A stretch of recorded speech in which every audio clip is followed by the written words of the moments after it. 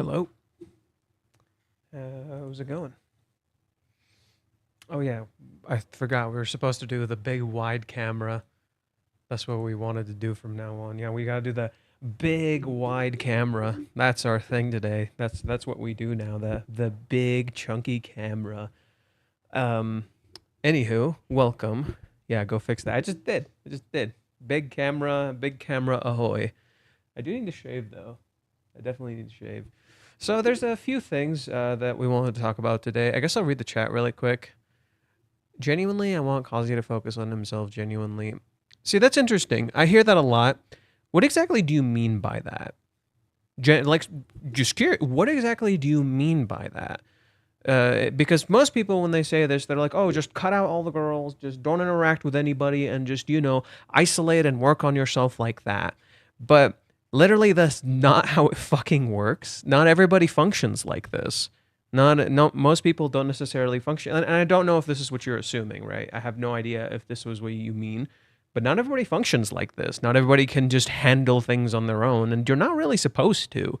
Like, we're literally social creatures. It's not necessarily how it works, right? And that's the thing too, is like the problems these two are going through is stuff they literally need to solve together, not separately. Even Minnie says this.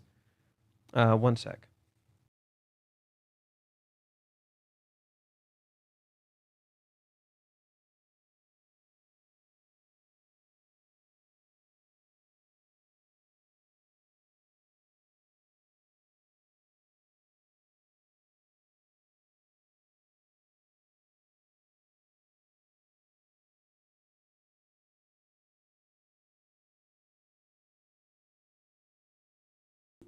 Sorry about that. I'm back. So yeah, like this is literally stuff they need to solve together, and this is stuff they clearly need to address with each other. And then once they do, they can solve their own stuff. So I don't know. I find it very strange that people seemingly want Kazuya to like isolate and not talk to anybody and like improve himself, but that's literally not how it works. That's a very, very, very, very strange assessment from people. And it's like I get it. You want Kazuya to like face some of his struggles and stuff. But that stuff he has to do, like literally. Here's the thing. Here's the thing that I think people don't realize. Kazuya's biggest issue is simply that he actually just straight up needed to get rejected. I don't think people understand this. I think he genuinely just needed to get fucking rejected so he can snap the hell out of it. Because once he did, he actually snapped out of it. And he started actually facing his fears. His fear was of rejection. Kazuya's biggest fear was of rejection. That was the issue. Chizuru didn't want to reject him, but ultimately that was actually the solution all along. And once it happened, it snapped him the fuck out of it. He started acting more like himself. Why do you think Kazuya started to look way cooler after? Because he's not under an investigation. He's not under some research. There's no more like this can happen or this can happen. You literally face the scariest thing that can happen to you that you were afraid of this entire time. And the moment it happened, just done. That's it. He snapped out of it. And I think Kazuya just needs a little rest right now, and he'll be good to go. So I just don't get that idea, personally. You don't self improve because you have a relationship. Stop treating relationships like a happily ever after. I'm gonna be so brain fried. Hey, it's Friday. Considering Reishi takes a lot from Maison Ikoku, I think at one, I may be wrong. Godei almost marries someone else before getting with Kyoko. No, he never does. So he meets the girl who he's going out with's parents, and they assume they're gonna get married. They make a whole bunch of assumptions, and so does she. But he never wanted to marry. If anything, Godei does that out of convenience, because they kept giving him free food. So he kept going out with her and going to her house because they kept giving him free food. That's all. Like, it was very shitty. It was just straight up shitty. I'm glad Kazuya does not do that. So no, he never almost marries anybody. That never actually happens. Neither does Kyoko. Both Godei and Kyoko get put in a position where someone tries to get them to do something to like be with this other person, but neither of them actually relent and do it. It never becomes almost. It's just the idea. It's just the fear of it, you know. Maybe before asking Chizuru about the kiss, he tries to break it off with Ruka, but can't, so he tries repeatedly until he eventually does that. Then he talks with Chizuru. I don't know. See, I'll get into my whole theory about Ruka in just a second. But I don't know. I don't think that's maybe the idea, but maybe. Reggie kind of set up that Chizuru would be waiting this time. I'm usually terrible at predictions, so I'm probably dead wrong. I do agree that Kazuya and Chizuru will solve their situation, but he can't fully commit until Kazuya deals. No, that's not a thing. No, no, no, no, no, no, no. Get this idea out of your head that like a character has to do a specific thing to be with someone else. That's not how it works. Literally, the whole idea here is that this is our relationship. It doesn't matter what anybody thinks of it. All that matters is what we think of it. That's it. That's the idea. It does not matter about the Ruka thing or any of that. They can get together before that and they can solve it together. That's literally the whole point of right now. It doesn't matter how anybody or anything perceives it. That doesn't matter as long as how you perceive it and what you want matters. That's it. It is your relationship. None of that other stuff matters. The idea of you can't commit because of the whole Ruka thing or because of the Humi thing, toss that out the window. That doesn't matter.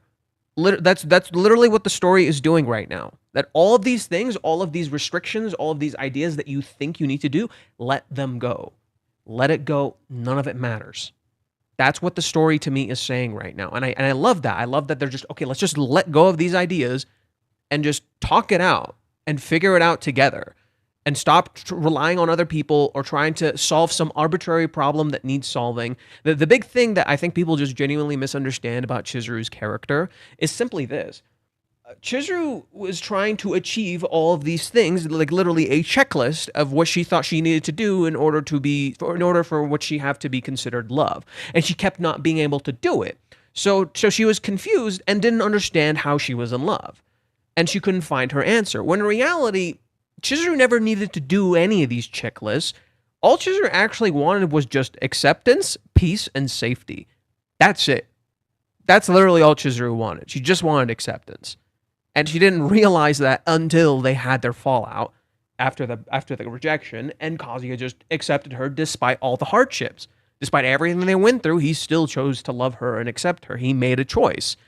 And that choice helped her literally realized that's all she fucking needed in the end. She let it go.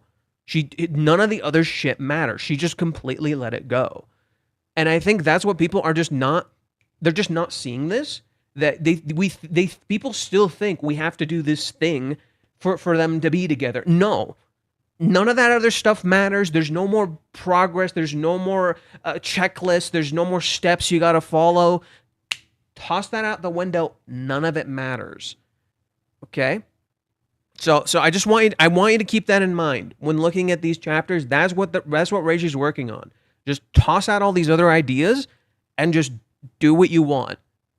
None of that other shit matters. People want Kazuya to go down the hero's journey route in a romance manga.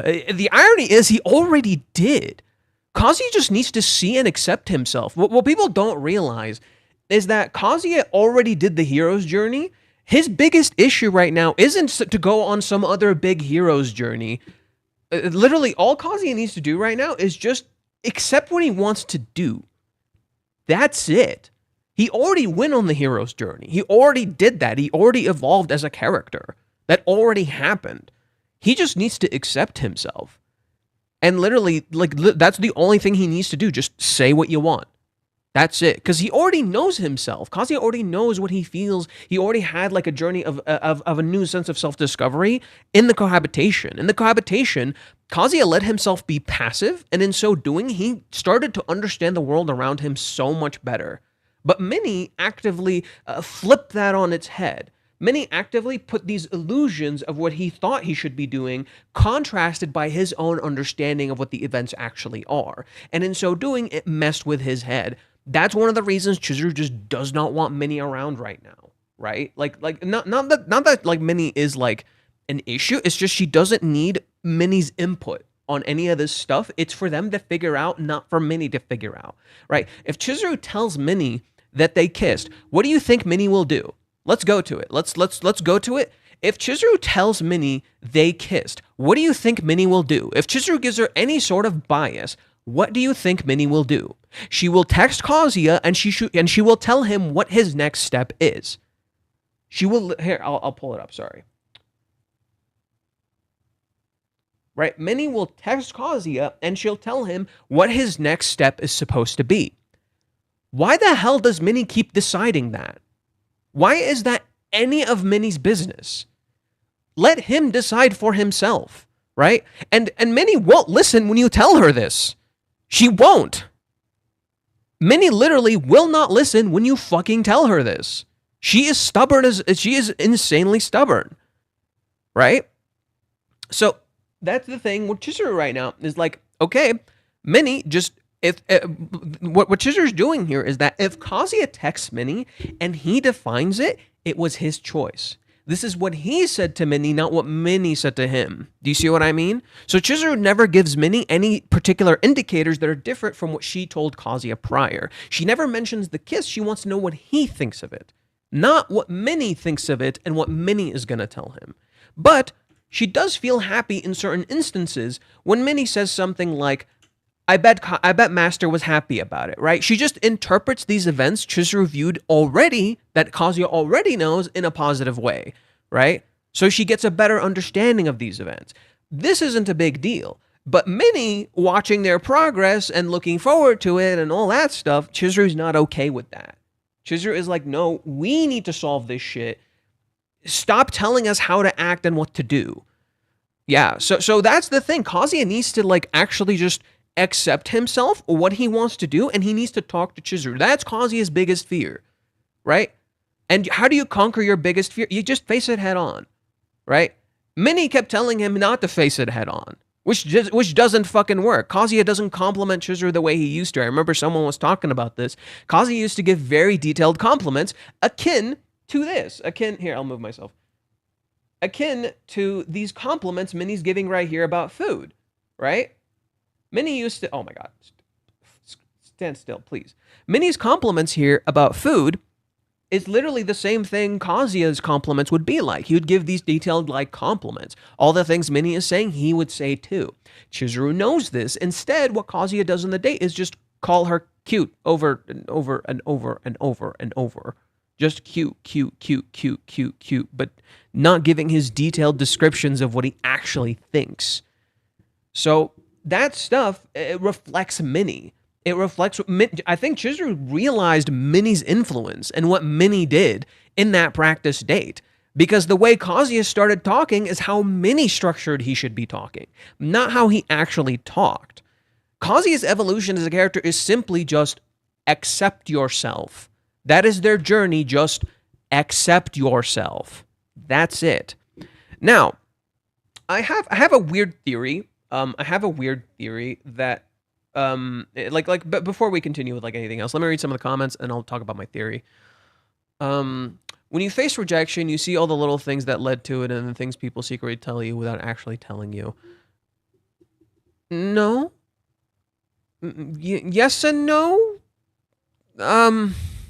I don't know about that. I think this is overcomplicating it. Rather, this just shows what Kazuya wasn't paying attention to. The rejection simply showed Kazuya what he was not paying attention to. He was so busy looking at what he thought he should be looking at, he never saw Chizuru. He was so busy with that, he never realized he was actually putting up a wall the whole time. That was the mirror to the cheer update. In the cheer update, what's going on? Chizuru has this wall up of her rental persona.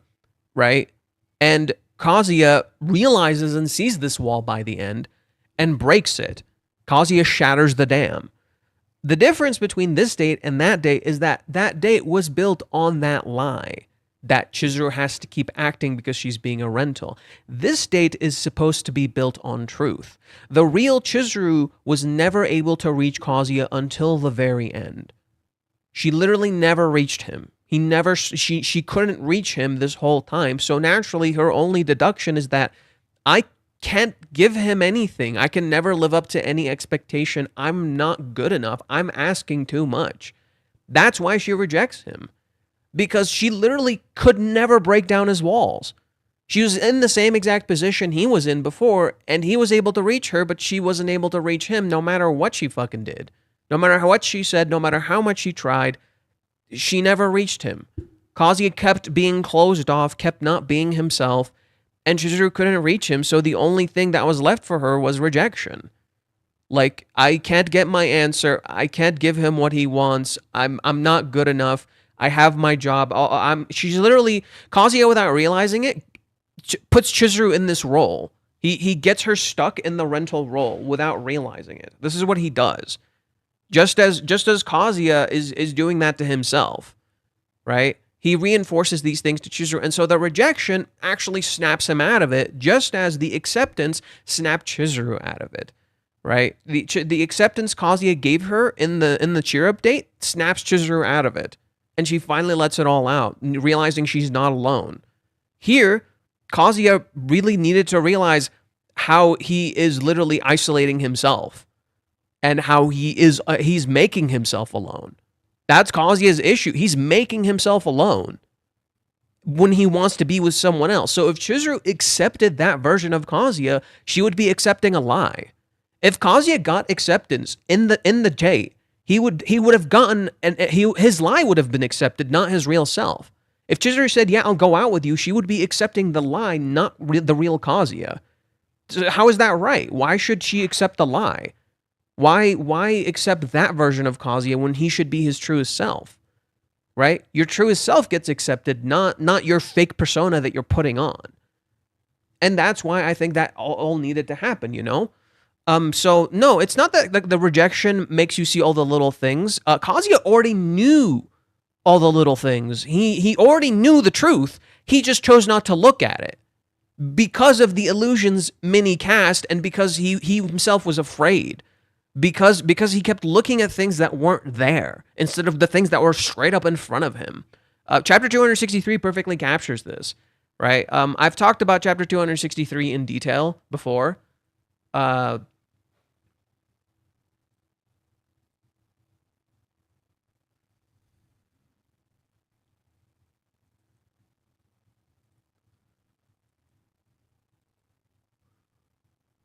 Chapter 263 is when Kazuya meets up with Mami, and it's a direct mirror of chapter 237.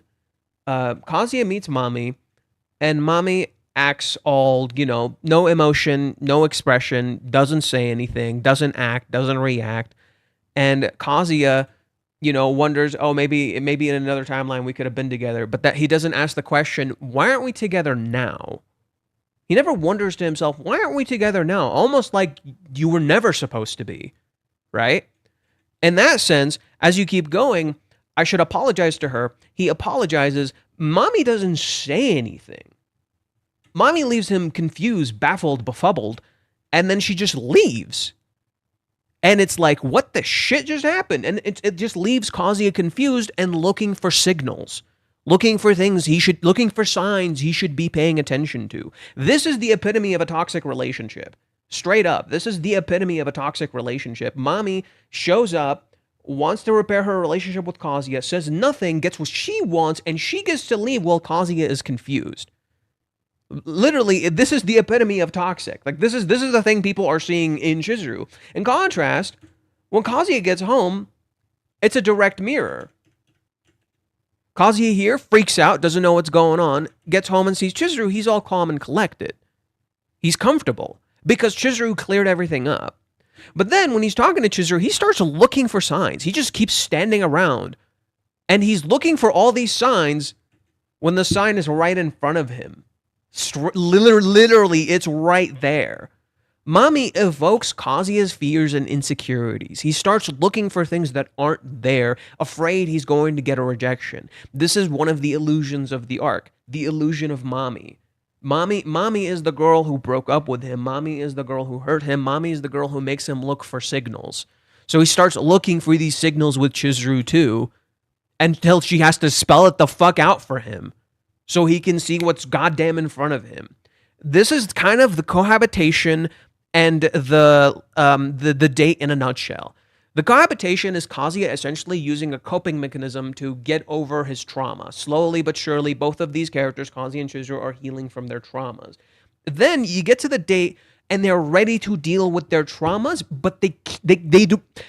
Kazuya refuses to let go of his coping mechanism, and in some ways, neither does Chizuru. Chizuru doesn't realize that the investigation in and of itself is kind of a coping mechanism. It doesn't realize the questions she's asking are in their own ways part of the coping mechanism. That what Chizuru is actually searching for is acceptance, not these questions. These questions just reflect her fears, and she's searching for acceptance every time Kazuya doesn't give her what she wants, and she has to give an answer in the end. And Kazuya never asks her, "What do you mean by this question? What are you worried about? What are you explaining here?" Right? Kazuya never digs deeper. Chizuru never knows how to dig any deeper. Right? And literally, it's the whole point of the date is to present every single illusion, crutch, and coping mechanism they had, and just utterly shatter it. Right? When you reach the rejection, it is utterly shattering all of these coping mechanisms. So now they have nothing left but what they can be. Every crutch, everything is gone. You've literally shattered it, and you slowly start to realize what you can actually do. And then they start to see each other for who they actually are. That's what was happening this whole time. The cohabitation arc, by its fundamental nature, is slow by design because it's slowly letting the characters ease into it. Just relax, take it easy, let it out, just live your life and feel comfortable. When you literally start to get comfortable, you can start seeing things for what they are. Kazuya starts to really see Chizuru in this arc and start to recognize, because he is in a passive position, not in a constant active position. Because he's passive, he can see things clearly. In that same way, Chizuru being placed in the active position is able to recognize and see the real Kazuya. This arc is about essentially finding each other, not filling in the holes. The holes already fill in when you realize that the person's always been there, right? But this arc has been about finding each other, truly seeing the other person and connecting to that person, and like literally finding what you lost. I'm sorry, I'm going on a bit of a rant, but I felt like this is stuff I really wanted to explain, as I feel like a lot of people are just like, characters need to do this or this or this, when they've reached a point where none of that matters. They've let go of every single coping mechanism. Everything is fucking gone. Now they can just be what they want to be. And they don't need crutches like Minnie. Minnie is a crutch. Unfortunately, she is. She's part of their family, but she's also kind of in the fucking way. And Minnie needs to just step back a little bit. It's not like she's going to lose this, but she can't live her love life through them. That's not what this is. Sorry, let me read someone. I want to watch Maison Koku, but it's so long and so old. Read the manga. The manga's better, in my opinion. My opinion. You guys know me. I'm very critical of the smallest, minute details. So like, I get really critical about this shit. And so I always recommend the manga when it comes to Maison Koku. I know people really like the show. It didn't click for me. The author likes the show, by the way. Rumiko Takahashi has openly said she likes the show. So if you want to watch the show, watch the show. Don't let me stop you. You know, like if you want to enjoy the show, watch the show. But personally, I liked her manga way more. I liked the expression. I liked the characters. I like how every single little detail has a meaning and intention. So that's my stance on that. It's literally the same issue I have with the anime. I'm overly critical of the anime. I totally fucking are. I'm so overly critical of the anime, but it's because Murder Girlfriend as a series literally writes itself in the subtleties, in the context, and in the details. So when a lot of that stuff is kind of removed in the anime, naturally I just get fucking frustrated. So don't take like, you know, my feelings about the anime as the end all be all. Yeah, of course I'm gonna get fucking frustrated because I love the little details. The little details are my shit. But Reishi has been openly supportive of the anime and seemingly likes it. He doesn't say much, which in my opinion might be a little bit of an indicator. You know, he doesn't fucking say much about the anime, which is a bit of an indicator because the dude fucking likes movies. But I do want to really point that out, that like, if you still enjoy the anime, that's perfectly fine, right? Don't take my opinion as the end all be all just because I'm very, very, very fucking critical, because I am. Maison is, I believe, 160 chapters. Imagine Kazuya goes off on a solo journey for an epic training camp and gets jacked. Not every romance manga asks, even if it'd be cool, it wouldn't help Kazuya, right? It literally wouldn't do shit for Kazuya. He would get ripped and he would still feel shit because he's not addressing the actual issues. Kazuya getting physically ripped and in shape does not matter. It doesn't, because self-acceptance is not about being in shape. That's not the point. You do it just because you want to improve, and see a better version of yourself, not so your self-esteem gets better. That's just, you're not addressing the actual issue. You physically look better and you can feel better about yourself, but you're not actually addressing the real issue, which is, where does that actually stem from? What is the root of your problem? You're not actually addressing that. And I think people have convinced themselves the gym will solve all your fucking problems just because you're working out and you get more energy and you get like better stuff in your brain and all that fun stuff, you know, and you literally look better. But again, as someone who literally did this and actually got jacked and took care of myself and lost like 50 pounds and, you know, actually looked great, it didn't do shit for me. I was still fucking depressed because I didn't actually address my issues. The gym is not going to solve your problems, just as therapy is not going to solve your problems. Therapy just gives you the tools to solve the problem. It doesn't solve it for you. You can stagnate in therapy. People don't seem to realize that. You can take therapy, think you're improving, and what you're fucking stagnating. Just as when you're doing the gym, you're not actually addressing the problem. If anything, you're kind of fucking avoiding it. Anyways, sorry for a whole bunch of rants. Let's see. If Kazuya doesn't come back that night, how will Chizuru take it? You think Chizuru's going to give him time to come back? I think so, yeah. I think right now where Chizuru is in a place of complete trust. Chizuru completely trusts him right now, in my opinion. I think Chizuru really just completely trusts Kazuya. She is worried. She really wants to know. The anxiety to know is driving her nuts. She really wants to know, but she's trusting him. That's why she doesn't elaborate to Minnie. That's why she just steps away. She just completely trusts him. But I think Kazuya, there's a chance he's probably gonna fucking come back. Anyways, let's read some of the other comments. I'll probably watch it. Mizuhara Koku. I miss Chizuru hitting Kazuya whenever he did something stupid. I really hope that dynamic returns when the two of them become a couple. It could. Well, she doesn't. She only ever hit him when he did something like. When she hit him when he said cringe shit, but she doesn't find that cringe anymore, so she doesn't hit him. And two, she, or not necessarily cringe, but like when he's being like very sappy, right? She hit him when he was being sappy, right? When he would say sappy stuff, because Chizuru was a bit of a cynic at the time. Now, Chizuru is a lot more open and actually really appreciates that part of Kazuya. But I could see her like. I don't see her hitting him anymore, if anything. Like, I think she would just call him a fucking knucklehead or an idiot when he does something actually stupid, but he hasn't done that in a while. Like, I could see them, like, when they're getting frisky and shit. Chizuru just, like, fucking gets upset when Kazuya starts doing stupid crap, but then after she hits him or something, she's like, fine, keep going, whatever. Something like that. Does Chizuru know about Kazuya going on the practice date with Minnie? Yes, he told her. Kazuya told her. Here, I'll pull it up. Kazuya told Chizuru he went on the practice date with Minnie. It was in chapter 362. She thought he came here with Ruka. You've been here before, right? With Ruka-chan. Kazuya, no, I didn't come here. He says right here, it's hidden behind me. I actually came here to rehearse last week. I just said you don't have to lie. No, that's the truth. Right? I had Yamori-san with me. You can ask her if you want. Chizuru's surprised. Besides, it's not the same. Yours was because of your job. Chizuru, it is the same. I intend to quit I intend to quit being a rental girlfriend, but you always say stuff like that. But you know what I think? If you can imagine your partner being with the opposite sex and not feel anything, that's not really love. So if you don't like it, I want you to tell me. Just as she's saying, hey, I'm going to tell you I don't want you to be around Minnie all that much because I'm getting jealous. She is getting jealous with how much Minnie hangs out with Kazuya.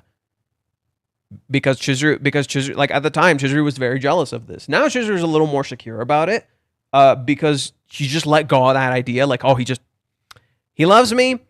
He loves the shit out of me. I literally none of that shit matters, right? But at the time, Chizuru was jealous of Minnie. And I think Chizuru at this point has somewhat let go of that idea of jealousy. Like, she probably still feels it. She's probably still a little clingy, right? But she's, in my opinion, she's somewhat let go of that, but she knows. And she's telling him, I do get jealous when you're with Minnie. She's just saying that a little indirectly. She frames it about herself. right? And because she doesn't believe she has the right to ask him anything here. She doesn't want to ask him anything. She wants to give him something. So she reframes it as, if it bothers you, tell me. And it makes sense because it is also true. He should tell her, and he should tell her. Let's see. Reiji really wanted us to know that the food was for Kazuya in chapter 387. There's like 5 different ways in which a reader could realize this. Yeah. Yeah, it's baffling how people don't seem to realize it's for Kazuya. Like, actually, just straight up, I'm going to ignore all the signs. Like, sign 1. Sign 1. She said she knew Minnie was coming back. How? Where did she hear this from? She says, I heard you were coming back today. From where? Kazuya never told her. Kazuya literally never told her. We never see her hear about this. The only other person who could tell her is Kazuya. That or Minnie, and yet Minnie is surprised. Right? Minnie like refers to herself as God, and she's surprised. You're the Holy Mother. She says all this stuff. Then you have all the food, and again, it's a meal for 2. Why a meal for 2 specifically? I talk about this later. I talk about this on my Twitter, where like this is actually a reference to chapter 205, where she literally wanted to call Kazuya, and she makes a meal for 1, and she also makes fish. It straight up mirrors it, except Minnie shows up, not Kazuya, right? So that's another sign, like that comparison in chapter 205, just straight up. Then we have the fact that, you know, she put a lot of effort into this meal, explaining how much, like how she wanted to have, she wanted to put protein.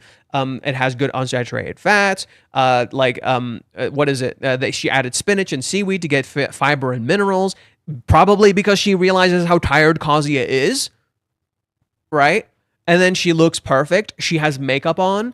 She's actively trying to be supportive here. Then when Minnie asks stuff, like Minnie like doesn't get answers, intentionally so, but then Chizuru asks what Kazuya is doing. There's like a whole bunch of ways you could know this is specifically for Kazuya. Minnie monologues like Kazuya intentionally. Reishi literally has Minnie monologuing and thinking exactly like Kazuya. Minnie is literally falling in love with Chizuru here. Look at her, she's blushing and she looks starry-eyed. As if that was Chizuru's intent, but it wasn't for fucking Minnie. Anyways, as soon as Kazuya realizes what he has to do, we'll start getting roadblocks. Ruka will probably try to move in, and we'll find out why Mami calls him. No, I think it's actually going to be the opposite. Once Kazuya knows what he has to do, he will do it, and then they're going to start facing this shit together. I genuinely think that's what Reiji's setting up. He's setting up for them to start facing these problems together. And the biggest first thing that I think Reiji wants to address is Umi. I think Reiji wants Kazuya to ask about Umi. He sets up for that very specifically, that Kazuya will talk to Chizuru about Umi, and Chizuru will finally know how insecure Kazuya is around Umi, just as she felt guilty and bad about Ruka, that Chizuru was also insecure about Ruka, right? Because that was the whole thing in the original 3-month time skip. Ruka. That was the fundamental piece that was bothering Chizuru that entire time. Ruka. And then now we have Kazuya's own reverse, which is Umi. So it literally clicks back. Like, literally the whole idea is that Chizuru will finally know about Kazuya's feelings towards Umi because he never fucking says them.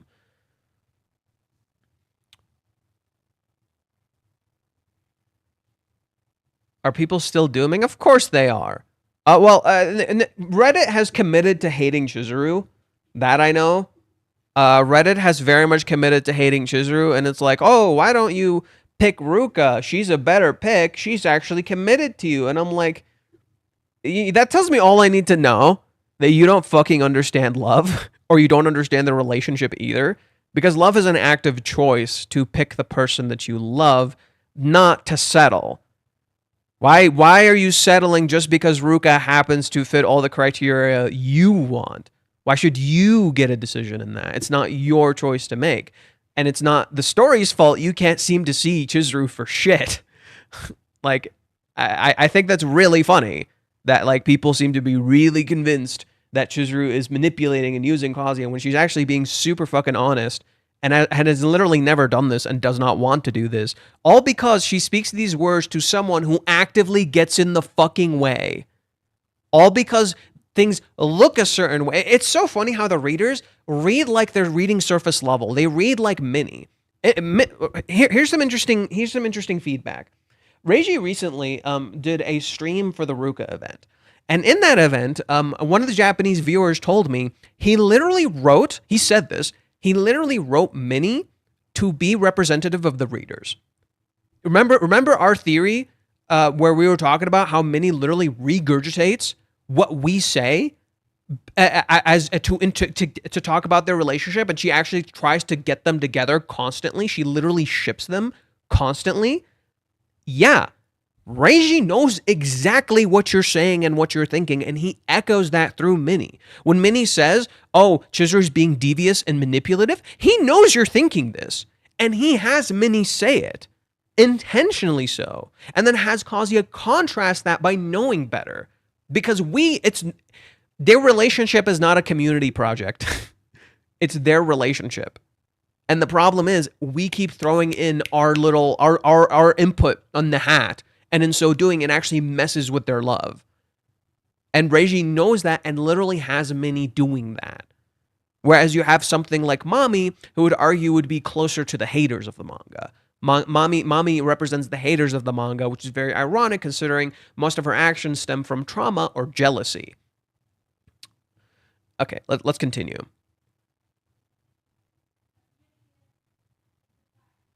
Good. So in general, manga will always be better than the anime adaptation. Not necessarily. There are special exceptions. Case in point, Attack on Titan.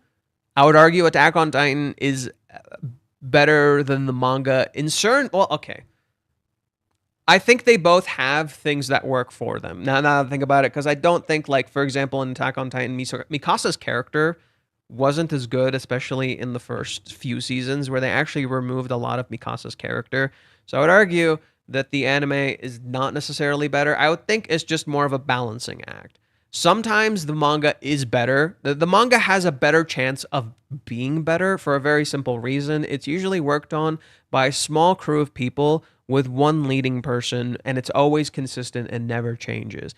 The anime doesn't necessarily always have that privilege. That's a very rare privilege, and you don't always get that. Some anime end up being better in certain aspects. Some anime end up being considered as surpassing the source material, but that's not necessarily always the truth. So I just wanted to point that out, that it's a balancing act, not necessarily. I think sometimes you can get things out of the anime that you didn't get in the manga, and then there are other times where the manga just has better stuff going on, in my opinion. The anime format in most cases... oh my god, there's a lot of text. Where did I lose this? The anime format in most cases will never bring the details of the material, the source material. Yeah, I do kind of agree with that. That's why it needed to be taken more lightly. I think so too. I think as long as the heart and the intention is there, anime adaptations tend to be okay. And I think that's how I'm going to try to look at the anime while still kind of trying to be critical of it, because I am a critical person. It's a distraction, not a solution. Yeah, the whole Mini thing. I think we're getting away from the title issue, the prediction. Oh, yeah. Sorry. Bad habit. Probably the best adaptation, in my opinion, the Lord of the Rings trilogy. I'm not sure. I have never read the books. So I wouldn't know. Cover page of 387 is also a sign. Chizuru is a geisha waiting for her patron, Kazuya, and Mini is the Kinoichi, female shinobi, sneaks up on her instead. Huh, that's a good way to put it. Okay, so yeah, let's pull up the cover page and then change it to vertical. So I'm gonna read what this person wrote. That's a nice way of putting it. The cover page of chapter 387 is also a sign that Chizuru was waiting for Kazuya. Chizuru is a geisha waiting for her patron, Kazuya, and Mini is the kunoichi, a female shinobi, sneaks up on her instead. But isn't Chizuru supposed to be a princess? How do we know she's a... What is a geisha? Or a geisha? I don't know how you pronounce that. Geisha. Geisha is a traditional Japanese female entertainer who is skilled in various Japanese arts such as dance, music, and conversation, and whose primary role is to entertain guests at social gatherings. I don't agree with that. The cover calls Chizuru a princess, not a geisha. I'll pull it up. So right here, I'm gonna. So specifically to me, the way the cover frames Chizuru is rather how Japanese castles are usually written to protect the wife of the head person, and basically what they would do is they would place the woman the most important woman in the house in the very back of the house, not to imprison them or anything, but literally because it is the safest place.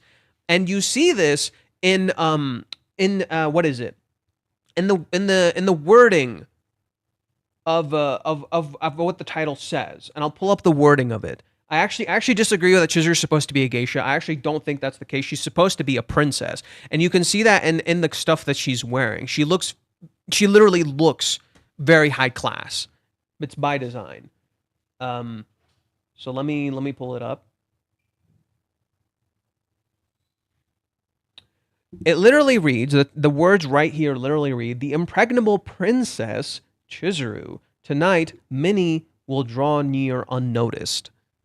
She's not a geisha, she's a princess. Literally, like how she says, what does she say when she's talking to Kazuya in chapter... Right? Where was it? No, it should be the one behind this one.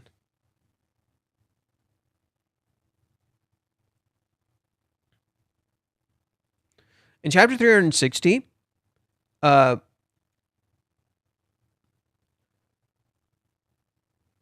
listen to her wording right here. This is when Kazuya is acting. "I'm not saying that I dislike what you're doing.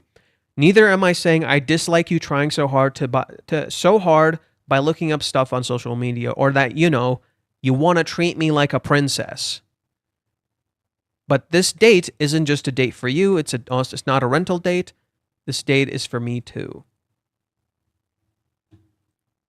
So let's split it. Okay. Chizuru has essentially accepted her leading role as the princess. That's what the title reflects. That's what this cover page reflects. Chizuru is waiting for her husband, not for her patron. I actually disagree with that now that I thought about it for 2 fucking seconds. She's not waiting for her patron. She's waiting for her husband. She is a princess, right?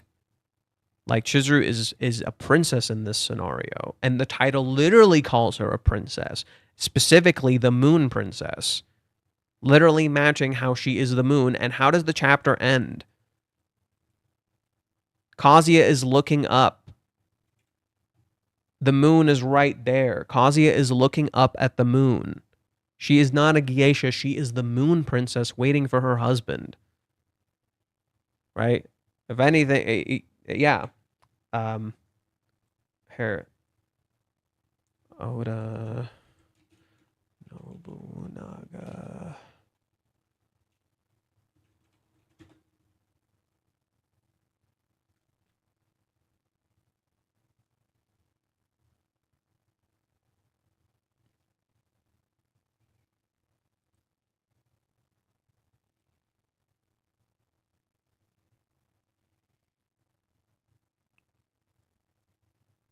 If anything, she looks closer to the person that Oda Nobunaga seemingly married, being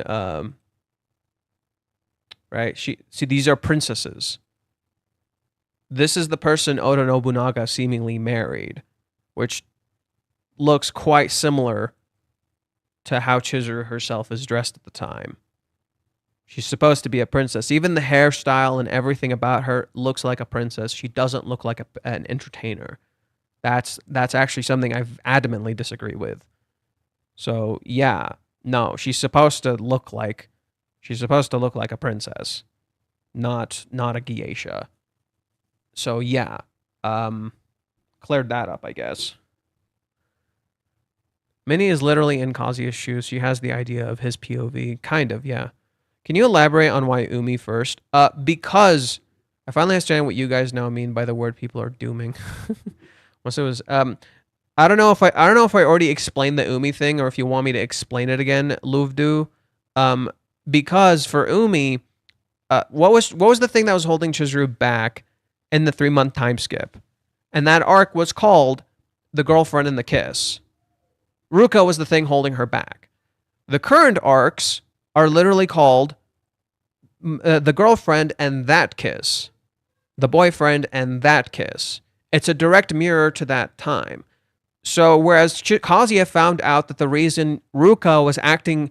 So when Kazuya found out that the reason Chizuru was acting weird at the time was because of Ruka, the reason Chizuru ghosted him was because of Ruka, the guilt she felt because of Ruka, how he wasn't paying attention to Ruka. Here, what is Chizuru going to realize? The reason Kazuya is so shut off, the reason Kazuya is ghosting her, literally he's not super present in the date, is because of Umi. Because of the circumstances around Umi that Chizuru was not recognizing. That Kazuya actually felt very insecure around Umi.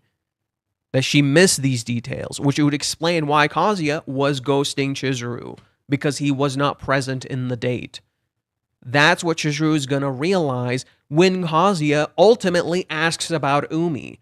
Whereas Chizuru needed Minnie to tell Chizuru about Ruka, whereas Kazuya needed Ruka. Whereas Kazuya needed Minnie to talk to Chizuru to know about Ruka, now Kazuya needs to talk to Chizuru to know about Umi.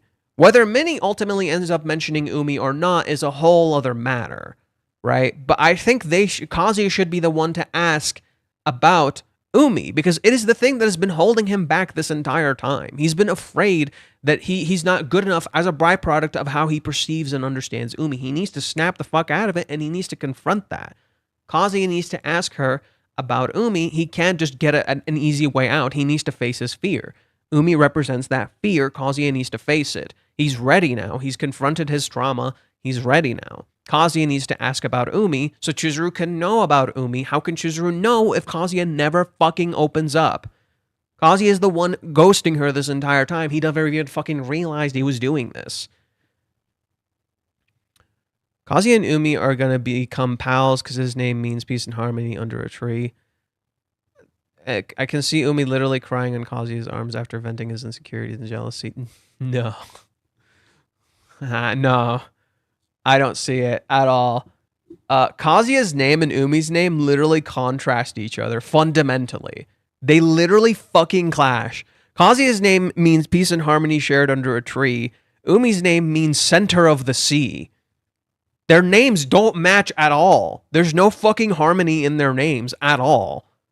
Even Kazuya recognizes, like, I don't know if we can actually be friends. Now, they can literally let go of these ideas eventually. But I don't think they'll be, like, close friends. It will be interesting, but I don't see Umi breaking down and crying and all that stuff. I actually don't see that. I think it doesn't make sense to me. I could see Umi and Kazuya having a confrontation eventually, but not like that. I don't see that. Where's Verkez? I think Verkez is on vacation. I'd argue that Dragon Ball has aspects of the anime that outshines the manga and vice versa. I think the biggest thing I would argue the fights in Dragon Ball are really fucking good.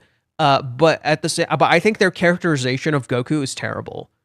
And Akira Toriyama openly said this. Akira Toriyama openly disagreed with their characterization of Goku, where they actively present him as this, like, symbol of hope and all that. They literally present him like he's Superman. Goku is not Superman. Goku may be the protector of Earth, but he has negative traits to him, such as letting Vegeta live because he wants a good fight in the future. Goku is selfish. Goku has selfish traits that are connected to his elements of being a Saiyan. And that's a very important part, okay? So the anime mischaracterizes that. They also mischaracterize Goku's feelings, such as when he kills Frieza, where Goku's actually sad about killing him. He didn't want to kill him. He kept trying to give him a chance. Even at the very end, Goku kept trying to give him a fucking chance, and he refused. The anime frames it like Goku is angry. The manga frames it like he's sad. He didn't want to kill him. It's just he's sad this person literally would not fucking change no matter what he did. No matter what he freaking did, Frieza refused to fucking change. He was so lost in these like in his ways that he could literally never change. And it hurt Goku that he had to kill him. So it's stuff like that I think the anime does poorly, where it mischaracterizes stuff. On the other hand, the music, the fights, the presentation, like all that shit's fucking peak in the anime. So, you know, again, there's stuff that works and stuff that doesn't. Anime that's better as an anime, Code Geass isn't Code Geass an anime? It's original. It's an original anime. I didn't know it had a. It probably got a light novel and a manga afterwards. But if it was originally intended as an anime, then of course the anime is going to be better. It's the source material. Just as Evangelion is the source material. Like Evangelion is the original source, so therefore like that's the one that it's supposed to be, not anything else. The manga for Evangelion is probably not as good as the fucking show because the show is the original. In chapter 386, Mini Oda could be a One Piece reference because people criticize Rent a Girlfriend's length by comparison to Fishkun says Journey is the... Yeah, so 386, so 386, you are correct. This is a reference. You are correct for a very simple reason. When Mr. Fish says this, this is a play on words. The Grand Voyage, voyage reads like line. So it literally reads like he's saying grand line because there's a red line. That's what it reads. It's supposed to be the journey to love is like a red line or like the grand line. It's a direct One Piece reference. It is both a reference to Oda Nobunaga and One Piece. You are completely correct. But there is subtlety in the Japanese language that indicates this is a One Piece reference. Most Japanese fans caught it. Most Japanese fans caught that this was a One Piece reference. Reiji has said openly one of his influences is One Piece. So there you go. The anime is very face value, kind of. I compare her to a geisha because of the cloud-like things like look like smoke from a pipe. Also, I don't know about the cover page text, lol. Yeah, no, if anything, like, there's other indicators she's a princess, because, not just because of this stuff, but the smoke here, those are just clouds. The smoke here is just clouds. Her hairstyle is very reminiscent of a princess. This thing right here, these stuff that she has on her hair, that's very reminiscent of a princess. She has royal-like attire. And then lastly, this thing right here, I don't know if you can see it. Let me see if I can move myself.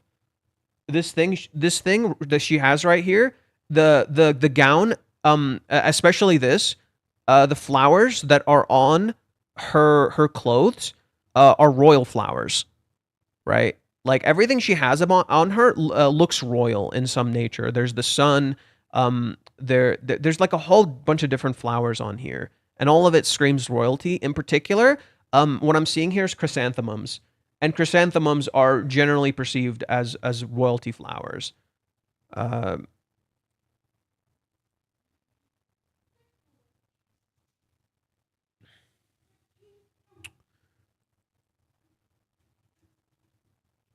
Here.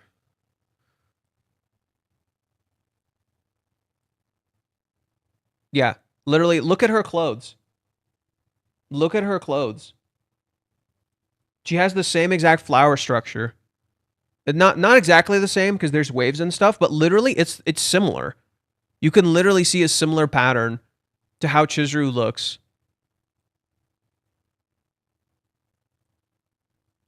Ah, screw it. Okay, we're gonna put this back. I'm gonna pull this up, and I'm just gonna open my own version. That'll just make it easier.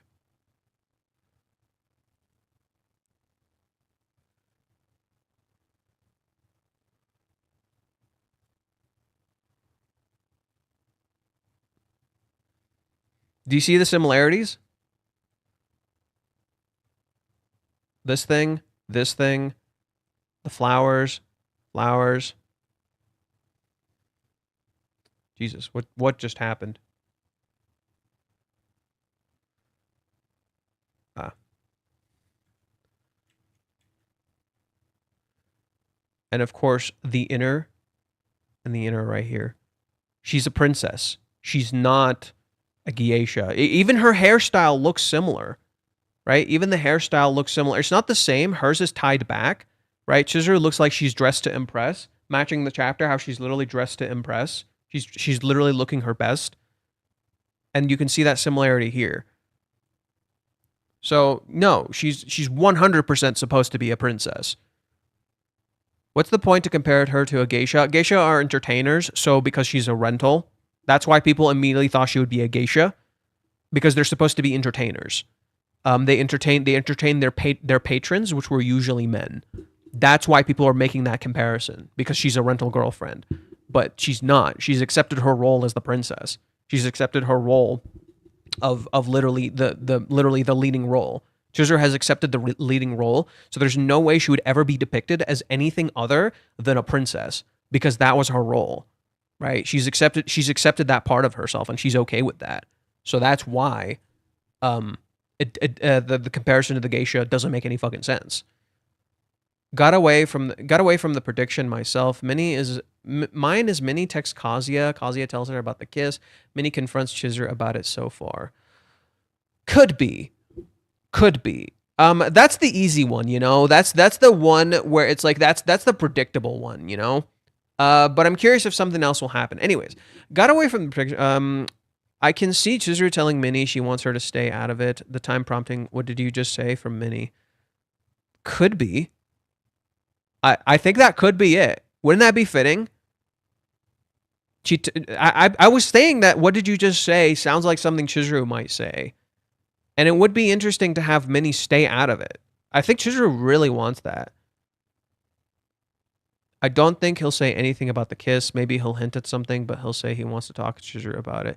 I think the biggest thing is it really does depend on what Minnie says. If Minnie tells Kazuya, hey, I talked to Chizuru and she wouldn't tell me what happened, Kazuya hearing this will be like, if she didn't say anything, I'm not going to say anything. And Minnie will be like, what did you just say? Wait, what? Why? Why won't you tell me? That will be important. Kazuya not telling Minnie, it really does depend on what Minnie says. It fundamentally depends on how Minnie phrases her question. And also, it does also depend on how Kazuya interprets it and what he wants to say. And I think it's going to be important to wonder how Kazuya is thinking. Will Kazuya not want to use Minnie as a crutch? I think it'll be important for Kazuya not to tell Minnie. It'll be really important for Kazuya to not tell Minnie. And I kind of hope he doesn't. He may. There's a very real chance he may. But if Kazuya chooses not to, I think it'll actually be very important. So I really, really, really, really fucking hope Kazuya does not tell Minnie. I genuinely hope Kazuya does not tell Minnie. I think that's going to be super fucking important. Especially considering the whole 8 thing that I'll get into shortly. Has Kazuya ever reciprocated Ruka's affection? No. Never. He's let her hold his hand. He's done what she wanted. He almost considered actually being serious about Ruka, and then Mami and Chizuru showed up at his workplace, almost as a challenge to him. Hey, this is still here, and it's not going away. Stop running away. Ruka and Mami and Chizuru showing up at his workplace is a literal reminder of the thing he's running away from. And it's telling him, stop running away. Face your fears. Face it head on. So, Kazuya has never actually reciprocated Ruka's feelings. He just does what she wants because he just wants her to be happy, you know? Like, and he's okay with kind of going with that because he knows who he loves. And Reiji has said, for the Ruka event, Reiji has said he didn't depict it in the manga, but Ruka and Kazuya were going on dates weekly. He didn't depict it all that much in the manga, but Kazuya lived with Chizuru for a month, so he's been on at least 4 dates with Ruka. He's been on at least 4 dates with Ruka. He was still going on dates with Ruka in that entire time, and Ruka mentions it. It was happening in the background. We just never saw it. And that's what the manga that he's making for the Ruka event is depicting. That's what it's depicting. It's like one of the dates they went on, because they were going on dates that entire time. Reishi essentially says, it's like, oh, don't worry, like, Ruka wasn't losing out. Like, he's trying to give the fans what they want. He's like, oh, don't worry, Ruka wasn't losing out. She was still having, like, some time. I wasn't, like, ignoring her in the manga or anything. Like, she still had time with Kazuya in the manga, right? She was still happy. So that's pretty much that. It's like Ruka was still present in that time, just not literally, because in the relationship is between Kazuya and Chizuru and not Ruka. And if anything, I could see the Ruka project being kind of like a final hurrah for Ruka, maybe. We'll have to see. I mean, the Ruka thing is going to be addressed soon. Anyways, Reishi's a One Piece fan too. Yes, I know Reishi's a One Piece fan. Kazuya is more like Usopp to Chizuru's Robin. It's a weird comparison. I don't really see it. I would say Kazuya is more like. I would say Kazuya is like Luffy trying to be Usopp, if that makes sense. He's actually Luffy. I would say Kazuya is actually closer to Luffy or Superman, but he thinks he's Usopp. I think that's the best way I could maybe put it. Maybe you could interpret him as Usopp. I would say Chizuru is like a cross between Nami and Robin. She's like a mix of the two. That's why I'm saying like Luffy is kind of like a mix of. I would say Luffy has like, or sorry, not Luffy. I would say Kazuya has like things from like a lot of the main characters of One Piece. He's inspirational like Luffy. He can be cowardly like what's his name? He can be cowardly like Usopp. He has parts of Sanji's character too. He can appear really tough, like what's his name sometimes. I would say the least close character to Kazuya is probably Zoro, but I can definitely see parts of Zoro in Kazuya's character too. And I can also see like parts of like Kazuya can also be really, really fucking smart and kind of goofy and cute. So in a ways, he kind of has a bit of Chopper in him too, right? I think the least one is I think Minnie brings out Kazuya's inner Frankie. Minnie brings out Kazuya's inner Frankie. I think Minnie is like Frankie, which is so funny. Like Minnie is Frankie of all people. I think Umi will ultimately leave this series after this arc's concluded. I actually don't think Umi's exit is going to be as fast as you think it is.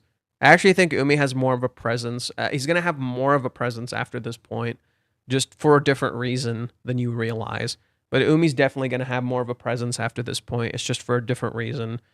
You think you're going to get Curry and Kibe back later, at least in appearance? In chapter 385, it feels to me like the shadow of the electric lines are intentionally there. They catch the eye so damn much. Cover page and the first direct panel of the kiss are well. What do you think? I actually already talked about this. The power lines, what do power lines do?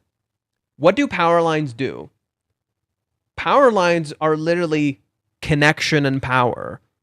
They literally transfer energy. That's literally what a power line is. It is literally you connecting to something. So literally the power lines contrasting and constantly being reflected on the windshield of the car or on the windows of the car is literally the point. It's literally the transfer of energy and the understanding of energy. It's literally them transferring energy between each other and seeing each other.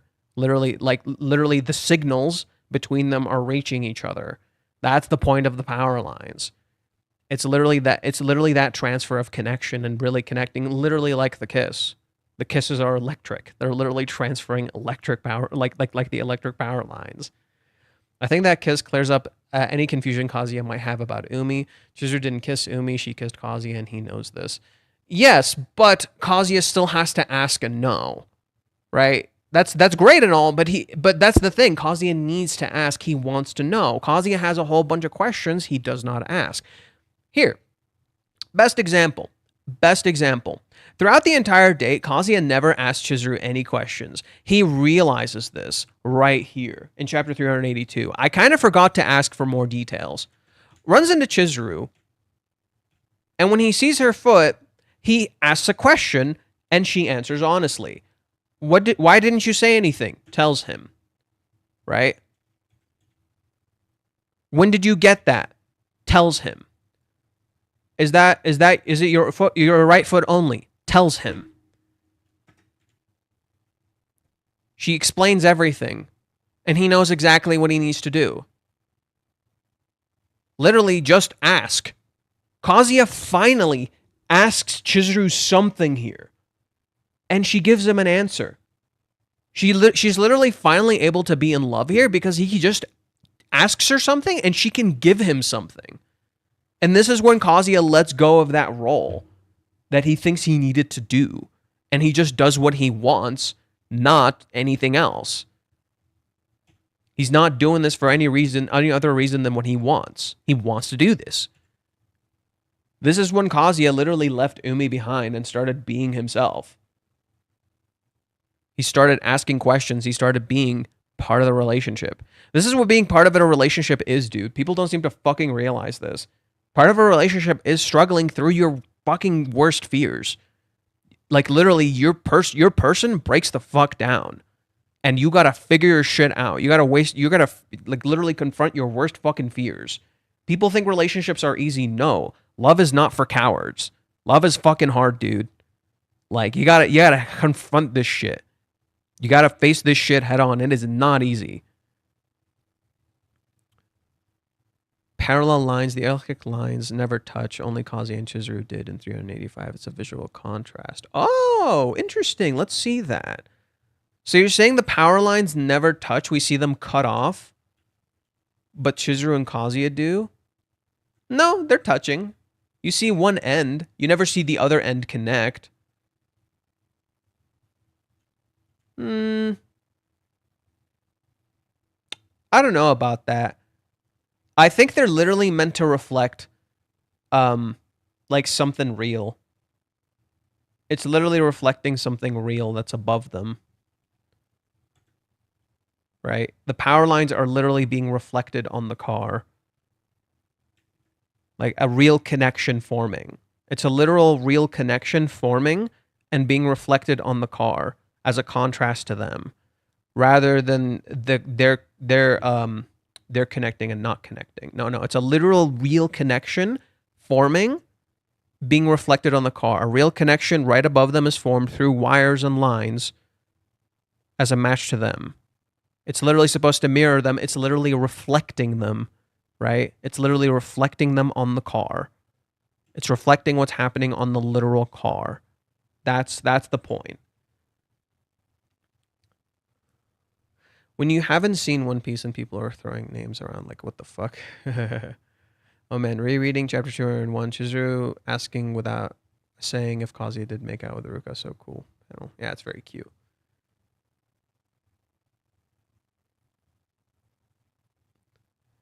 Okay, so let's get into the Ruka thing, since some people seem to be mentioning Ruka. So I noticed another thing while I was going through this stuff. Oh yeah, this is an art piece for. So if you guys don't know, the episodes officially come out on Friday. We get them Tuesday, but they officially come out Friday. So I like this artist. Support them, give them some likes. They made an art piece for Mami. I actually think it looks really fucking pretty. Right. This happened too. This is the ending song for the anime, and these are the singers rocking out. They made a Chizuru. Here, I'll find it. Where is it? They made these. Art pieces drawn by Kana Hirayama. She literally already said it, and they're cute as shit. And this artist recently became kind of a fan of the series, and they just drew this right away. Congrats, you got some nice boobs. Second, Reiji here said this. So let's pull this up really quick. So the Ruka event just finished. Is it okay to say that since Ruka's advertisement is displayed right in the center of Japan, Ruka Sarishna is the cutest heroine? People are like, what? What? Look, so Ruka is very, very, very popular. And I will admit, after going through the event, she's actually really grown on me, and I do think Ruka is actually, like, unfathomably cute. Ruka is really fucking cute. So I do think Ruka is somewhat starting to grow on me, and I kind of somewhat agree. I think Reiji actually thinks Ruka is, like, the cutest in some form. So I wouldn't be surprised that that's what he's talking about. Now, if you're wondering what the heck he's talking about, so right here, Reiji says, here's a piece of trivia. The famous DMM billboard on Shibuya Scramble Crossing, the first female character featured on it was Chizuru Mizuhara, and the first sub-heroine was apparently Ruka Sarishna.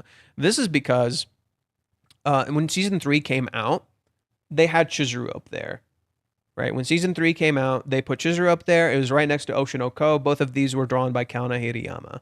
Congrats to her.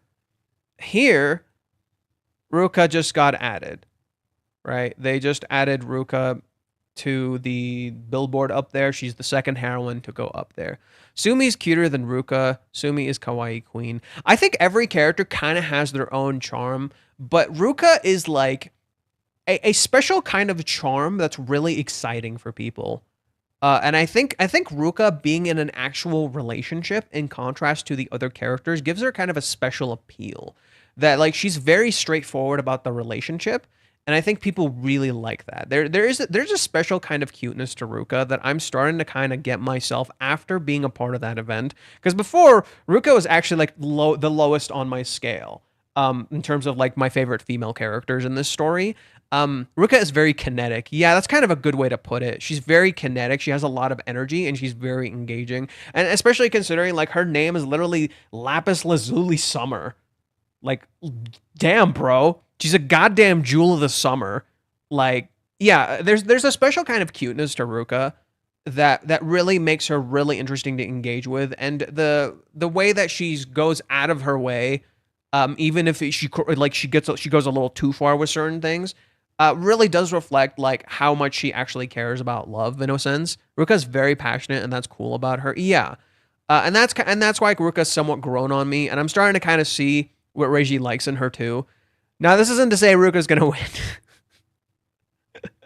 Relax. Ruka isn't gonna win. That's not we're not. The whole point of this manga is that it's not a harem. There's no winning and losing. There's literally just picking the person that you love, and continuing to pick this person, continuing to actively make this choice because love is a choice.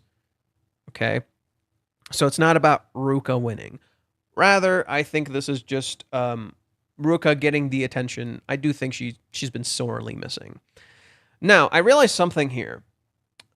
Next chapter, chapter 388, is the first chapter in August, aka the 8th month of the year. The clock in the story, like we said, is almost 8 o'clock. Minnie's name, Yamori, has the kanji for 8. Then, Minnie's also born on April 8th. And it's also the 8th anniversary. How much you want to bet next chapter might be a big chapter? And this is what kind of gave me the impression. Ruka's born in August. I think her birthday is August 16th. So there's a chance Ruka might come back next chapter. There's a chance Ruka may come back next chapter. What if the first person to go to Kazuya's house is Ruka, like after Hawaiians, and realizes that even after Kazuya is rejected, she realizes that it's the best to break up with him? Yeah, I could see that. I swear to God, Chopto, this is your final fucking warning. I will just ban you, dude. I don't care anymore. If you're just here to shit talk Chizuru for the billionth fucking time, I will just ban you. I don't care. Dude, you're just whatever. I'm done. Lawless Bacon, you have my permission to fire whenever you want to. I frankly do not care. Anywho. So yeah, there's a chance Ruka may come back next chapter. That's kind of what I was kind of sensing, which I think is really interesting, that Reiji seemingly nods back to that. That like, hey, it's August. It's Ruka's birthday. Ruka's literally everywhere. It would be interesting if Ruka shows up. And like you mentioned, Ruka chooses to break up, but I don't know. It doesn't feel like Ruka is because Ruka doesn't know about the breakup. Ruka doesn't even know Chizuru is here. Right? Ruka doesn't even know Chizuru is here. So she wouldn't know. I don't know. Ruka doesn't even know Chizuru is here. She never even knows about the rejection or any of that stuff. So there's a chance Ruka might just not show up. Maybe I'm just, maybe I'm just fishing. Because the only connection we have to Ruka is possibly August. That's it. And the Ruka project. That's kind of it. But yeah, I don't get it. I don't know. Now, I will read you guys something else I wrote that I found was interesting. Yeah, I did say here, like, isn't this funny? People are like, oh, Reiji is like fucking. People are like, oh yeah, Reiji is like obsessed with Chizuru. He fucking simps her and shit and all that crap. Um, and then we have Reiji right here saying like, oh, Ruka's the cutest. And I'm like, bro, Reiji just loves his character. Like, he just loves all of his characters. He doesn't fucking care about any of that crap. And I think that really says a lot. That like all these people are like, oh, Reiji's like a schizo and he's obsessed with his character, and here he is just talking about Ruka, saying Ruka is the cutest. I'm like, sure, yeah, Reiji's totally just obsessed with Chizuru, right? I'm a classic simp. I'm married for almost 20 years, and my wife and I praise her every day. Amen. Great for you. I also wrote that I noticed this crazy comparison between chapter 205 and chapter 387. Like, oh wow, Reiji's eyelash work is different. That's interesting. He was doing a lot more eyelash work. Yeah, look at the eyelash work on Chizuru here in chapter 205. Look at how she looks here. I feel like he's really dialed. There's a lot of extra line work here. Wow, Chizuru actually stood out a lot more back then. And here, he's actually dialed it down a little bit. Do you notice how much she glows more here? And then here, he's actually dialed it down a little bit. She glows, but in a different way. I think that's really interesting. Anyways, as you'll notice, in chapter 387, there's a reversal between chapter 205. In chapter 205, Chizuru goes to... Here, let's pull it up. Let's pull it up.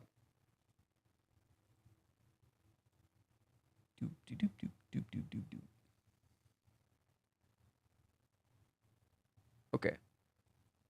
Chapter 205. Chizuru goes to the fish store.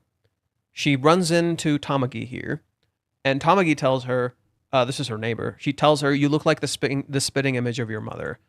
Chizuru comes home, and there's no one there. This time, Minnie comes home, right? I'm home, welcome back. Dead silent, right? Chizuru gets to do that for Minnie now. Minnie's the kid. Chizuru is the mom. Turns to night. Chizuru cuts up some tofu. This time her food doesn't have tofu, right? She makes miso soup. So let's see what she made. Miso soup with tofu. She made miso soup this time, but it's with spinach. It doesn't have tofu. She has white rice, mackerel cooked in miso, broccoli, tomatoes, beans, 5 varieties, and oranges. And she says, let's eat. Let's go to the current chapter.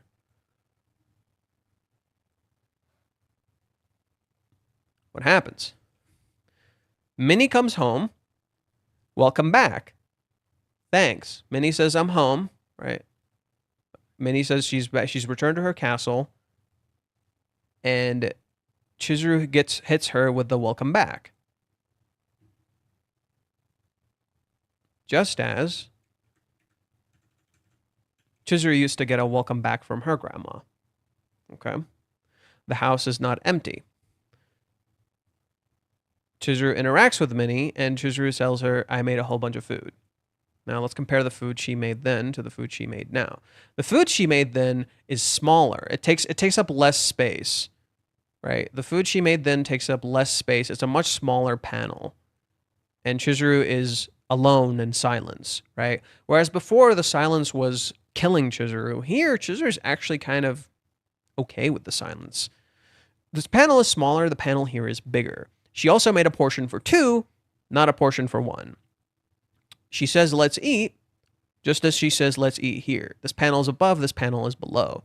Chizuru's eating and she's watching TV, right?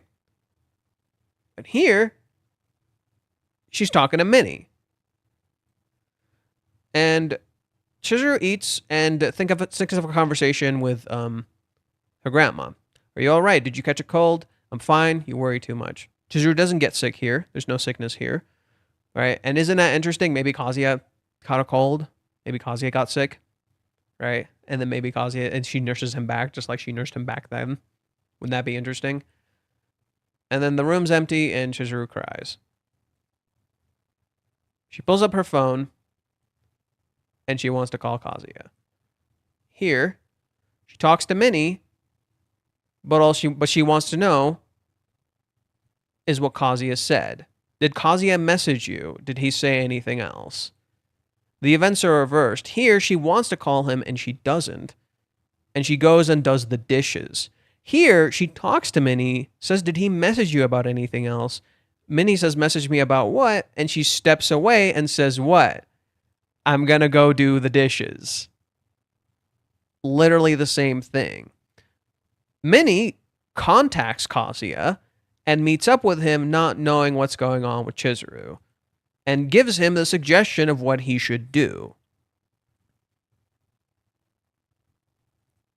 It looks similar by design. It looks similar by design.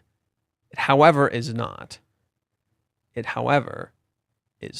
So let me keep reading what I wrote. Chizuru buys fish and makes a meal for one. She then cries and wants to call Kazuya. Here she makes a meal for two and wonders if Kazuya said anything. It's the opposite. They're together, even apart. Okay.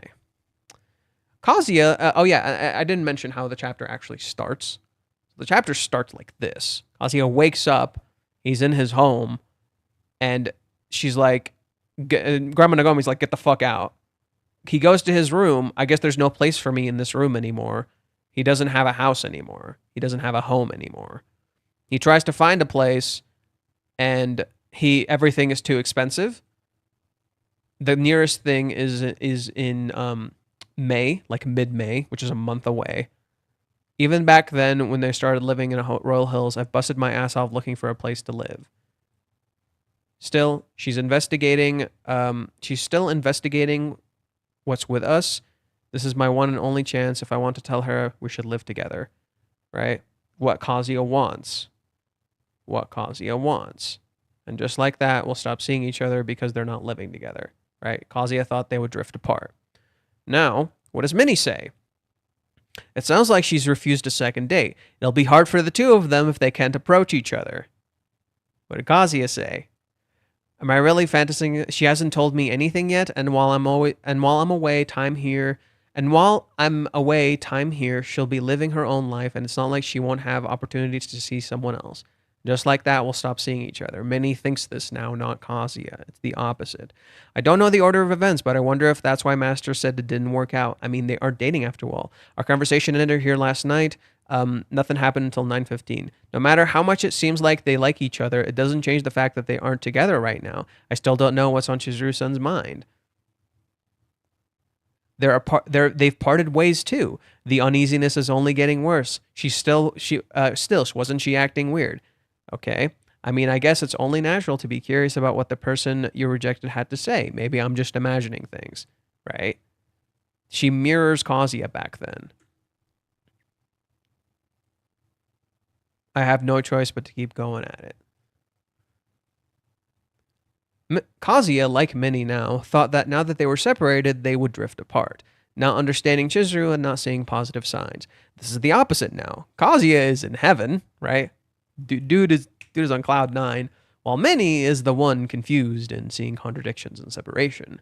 Chizuru, instead of calling Kazuya, puts her phone down and does the dishes. Here, when she almost lets it slip, she really wants to know what he's thinking to Minnie. She tells Minnie she's going to do the dishes. The reasoning is different. She stops talking to Minnie, not to Kazuya. Minnie needed to interfere last time to have them live together. Now she doesn't need to. In fact, Chizuru doesn't want to tell Minnie anything because it's Chizuru and Kazuya's relationship, not Minnie's. They need to solve it together, not with Minnie's help. She can't be their crutch, right? Minnie can't be their crutch. Whereas Kazuya was looking for a place then, he already moved into one now. Whereas before, neither of them felt like they had a home. Now they both feel like they aren't alone despite the distance. The only one with anxiety in this chapter is Minnie. Minnie, similar to chapter 205, is the one who contacts Kazuya, not Chizuru. It looks similar in that sense, except Minnie has to ask Kazuya something here. She's not giving him a suggestion or a solution. She's asking questions, not providing answers. She's the one who does not understand, whereas Kazuya does. This is essentially Chizuru showing, hey, Kazuya knows what to fucking do. Let him do it. Trust him. When you make this comparison, you realize that these choices are deliberate. Chizuru is not unconsciously lying to herself like she did before. She's purposefully lying to Minnie. She doesn't want Minnie to constantly monitor their progress and be so involved in their relationship. Minnie represents the readers. Racy said this. We as readers constantly observe and talk about their relationship, and Minnie speaks our words to them. But our words influence their love when it shouldn't be any of our business. It's a bond between two people, not 3 or 4. A bond shared with only one other person in the entire world.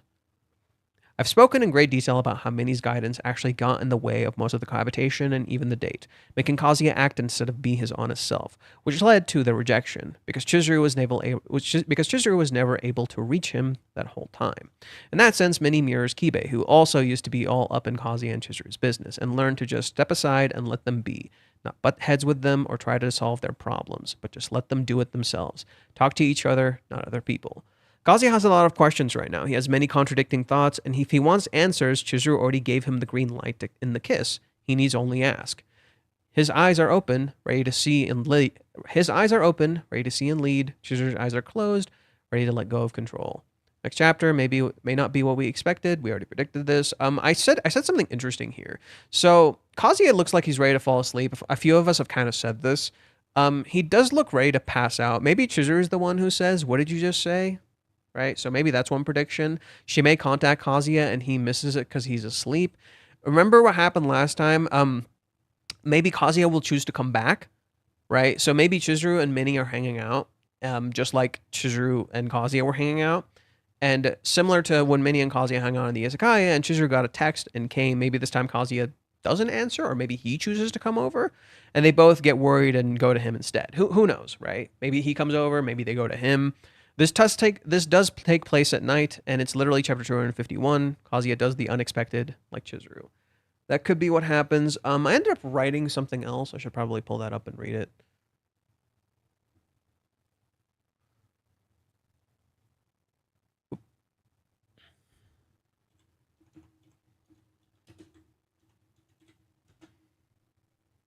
Let's see. How would Ruka showing up connect to the teaser? Ruka doesn't know Kazuya or Chizuru's address. Correct. That's why it doesn't make sense. The only thing I could see Ruka doing is calling. That's the only thing. I think that's the only thing, is like the only thing Ruka could do is call. That's the only thing I could see Ruka doing. But other than that, I'm not sure. Let's see.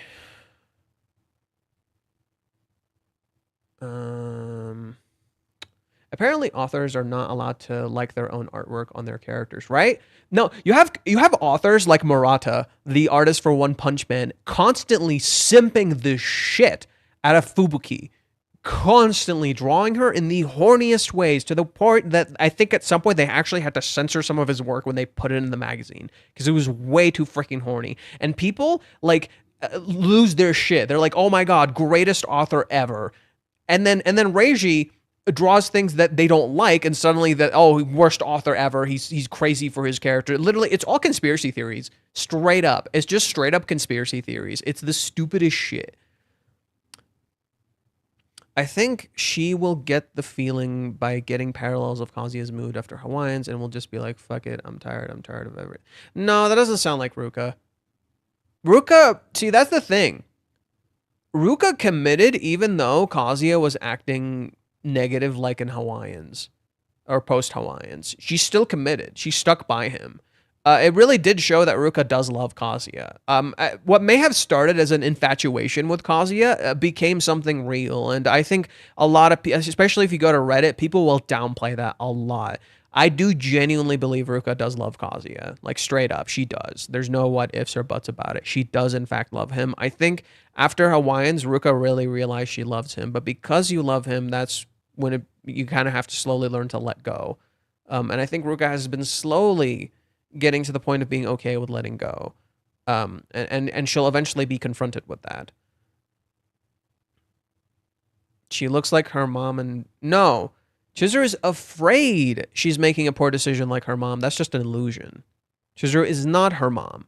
Chizuru did not make the same decision as her mom. I fucking hate when people say Chizuru is making the same decisions as her mom, because that's literally what she's afraid of. She's afraid of doing that, and all Chizuru ever needed was just acceptance. That's all Chizuru wanted. All Kazuya needed to do was just say the shit he said in his mind and what he said in chapter 383, and Chizuru would have actually kind of figured it out slowly. Chizuru is not making the same decisions as her mom. She's not her mother. She's not her grandmother. She's not anybody else but herself. And I need you guys to get that stupid thought process out of your fucking mind. You are not your parents. You are not these other people. These people do not make decisions for you. Your decisions are not passed down by genetics or memes or whatever fucking stupid crap others say. You are your own person, period. Okay? Ruka is young, naive, vulnerable heart condition, has an alluring figure, cough, big boobs, and is devoted to her pursuit of love. They're attractive. These are attractive qualities to anyone. Yeah. Chapter is well done and full of subtle nuance. Yes.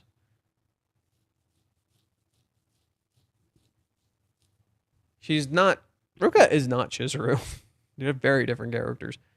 The irony of Ruka chasing something he's not interested in her, and she's aware of them, blames the same person for making herself fail her exams and not getting into her preferred college. Yeah, but at that point, Ruka was just really lashing out and freaking out. And yes, Ruka does blame Kazuya for her exams at the time. She was just freaking out. And again, you have to understand, it's like, yeah, Ruka is young and dumb, and she's never been really challenged in a relationship like that. So she doesn't actually know how to deal with it. It doesn't make her actions right, but it does show Ruka doesn't know what the fuck she's doing, right? The great unifier, Mini Nobunaga, will bring these two idiots together. No, she won't. Mini is not the unifier. Mini thinks she is. She's not the unifier. She's not going to solve anything. Mini needs to realize she's not the unifier to actually help them unite. By letting go of this idea that you need to interfere and solve their problems, you will actually let them solve their problems. She's not the great unifier. I think Mini will neither be an obstacle nor a unifier. Mini just needs to not do anything and just let them handle it, and things will work out. But we know Mini's going to try to do something, because Mini always does. It's a matter of how Kazuya responds and what Kazuya chooses to do. People are overthinking Volume 41 will have connections in the current chapters, while its actual meaning is just Chizuru wants to split the bill in their day. Yeah, yeah. I mean, there is a relevance to it, to the current arc. Don't get it wrong, because literally right when that volume releases, Chizuru kisses him. So it is totally 100% relevant. But, and that's also conveyed to you in the fact that she's dressed in her hoodie, just like she's dressed in her hoodie when she kisses him. It's a different hoodie, mind you, but there is a parallel very much intentionally. It is nodding to that element as well. Volume 32, where it's hinted to Umi from the Blue Seals shirt Chizuru is wearing with star-shaped earrings. I don't get it through why Chizuru doing finger hearts pose on the volume cover. Oh, Reiji just called that casual Chizuru. It actually had nothing to do with Umi. It actually had nothing to do with Umi. Reiji just liked that specific brand, the Blue Seals shirt. He just specifically liked that brand, and he just happened to have it there for that volume. Reiji's very notorious, and he said this even in the thing we bought. He's very notorious for not having the covers be relevant to what's happening. He's so fucking notorious for this. So for that one, it wasn't actually as relevant as it appeared. That one in particular wasn't as relevant as it appeared. There might have been a relevance to the sea stuff, right? Like I know which one you're referring to. I can pull it up.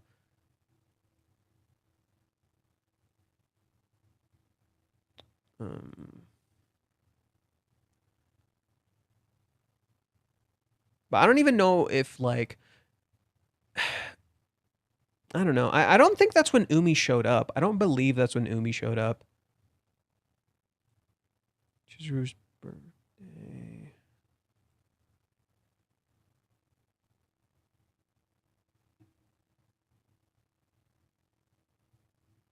Is it?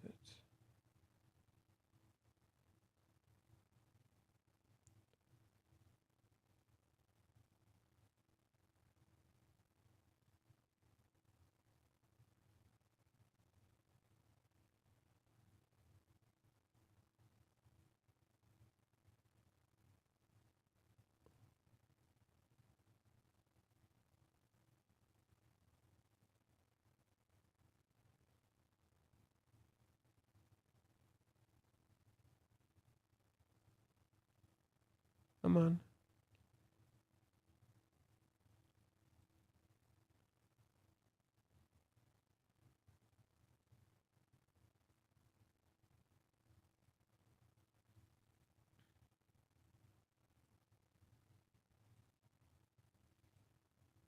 Well, I found a thumbnail I made for it. But yeah, she's wearing a blue seal shirt and she has stars, not seashells, stars.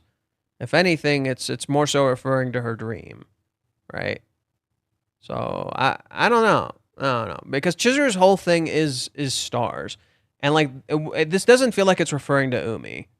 This doesn't feel like it's referring to Umi because in the volume it actually has nothing to do with Umi.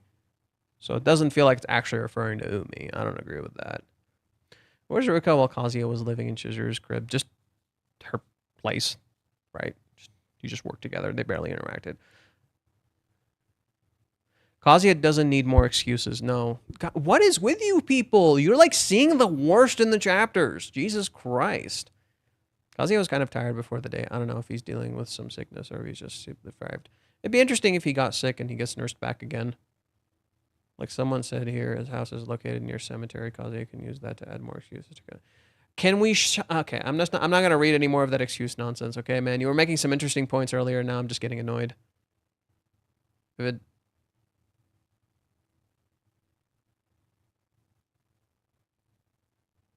what?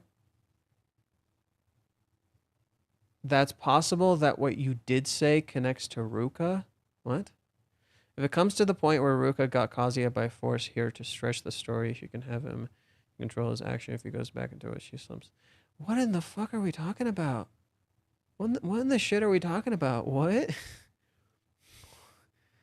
Bro, this is some next level noobing. Last chapter, part of volume 32, is chapter 282. That doesn't mean it's referring to Umi. That doesn't. Here, one sec. One sec. Reiji wrote about it. Reiji talked about it on in the volumes. Let's see what Crumpy had to say. What did Reiji write for it?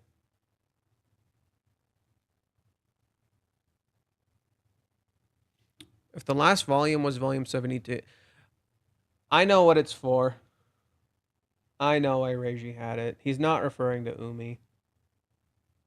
He's referring to Chizuru being casual, which happened to correlate to Umi. For a very simple reason. I'll show you what I mean. It's not like a direct reference to Umi, it's about Chizuru being casual. That was the point. It's like an indirect reference to Umi. There we go.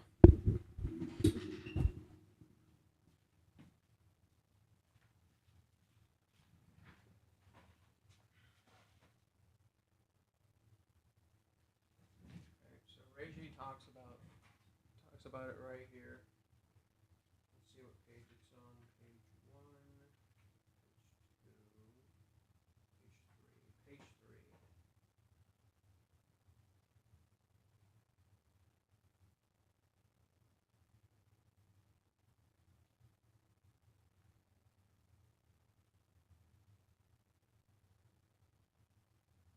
3. Mizuhara slightly. Where was this one? Mizuhara slightly giving off the tropical vibe. That's it. It's just supposed to be tropical. All the other ones he gives like very detailed descriptions. This one is she's just supposed to be tropical, and it's because in that chapter. Oh, you guys can barely hear me. You guys can barely hear me. It's because in that chapter, yeah, of course it has a sea wave on it. Yeah, but it's not like a direct reference to Umi. Like I remember talking about it. It's not like a direct reference to Umi. Bye, Bacon. Take care. It's like it is and it isn't.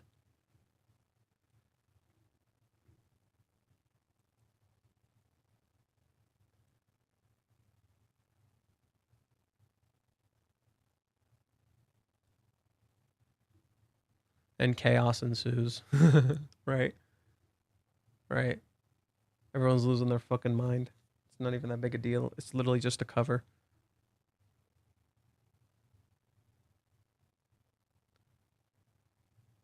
If Minnie sends a picture to Kazuya like she did back then, and Kazuya Sky reverses situation. Could be. I think the best thing Minnie could do is include Chizuru and Kazuya in on her events and such, but at the same time, mind her own business, pretty much. She would be giving them opportunities outside of rental to interact without giving in between them. Okay, take care, Bacon. I don't know if you saw that, but that's what it is.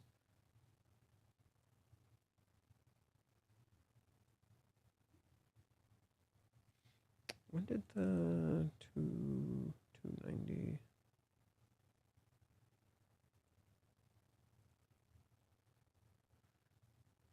So it released literally it apparently released or came close to releasing around when Umi seemingly came back. And it's supposed to be tropical in nature, but I don't know. It seems more like it doesn't feel something about the cover doesn't give me the vibe that it's supposed to be about Umi, rather just accepting the sea and not being afraid of it, because that seems to be a whole motif right now, especially considering the cover when Umi does come back. It's literally the rain. It's literally rain. Also, hey, look. Hey, there it is. How fitting. Well, I'm just not gonna worry about this stuff too much. I think the story is going in a very positive direction right now, and there's no reason to like panic or assume the worst, you know? I think the characters are like ready to deal with the shit that they're kind of going through right now. I did make a prediction Ruka may come back. There was also the Ruka project that ended. So the Ruka project ended recently. And it was a success. They didn't hit 300% of their goal, but they did do pretty well. Read all this. Yeah. So the project got 29 million yen. So a lot of money. A lot of money. They made a lot of money. I paid way too much to support them. Don't do what I did. Do not do what I did. So what's the official prediction for the next chapter? Okay. Ruka may come back. That's just, let's put that to the side. Ruka may come back and I have something to do with Ruka. Kazuya may or may not answer. It depends on whether he answers or not. And it also depends on how many frames the question. Like what she asked him, like what happened, or maybe she says I talked to Mizuhara and she didn't say anything. If Kazuya chooses not to tell Minnie anything, it would be interesting, and I could see that being what Minnie says. It would be interesting if Kazuya chooses to come back, right? Because it seems like that's the whole idea, is for Kazuya to choose to come back. But I don't know. Like, what did you just say? It could be Chizuru. It could be Chizuru saying that. What did you just say? It could be Minnie saying that. It's hard to know, man. It's really hard to know.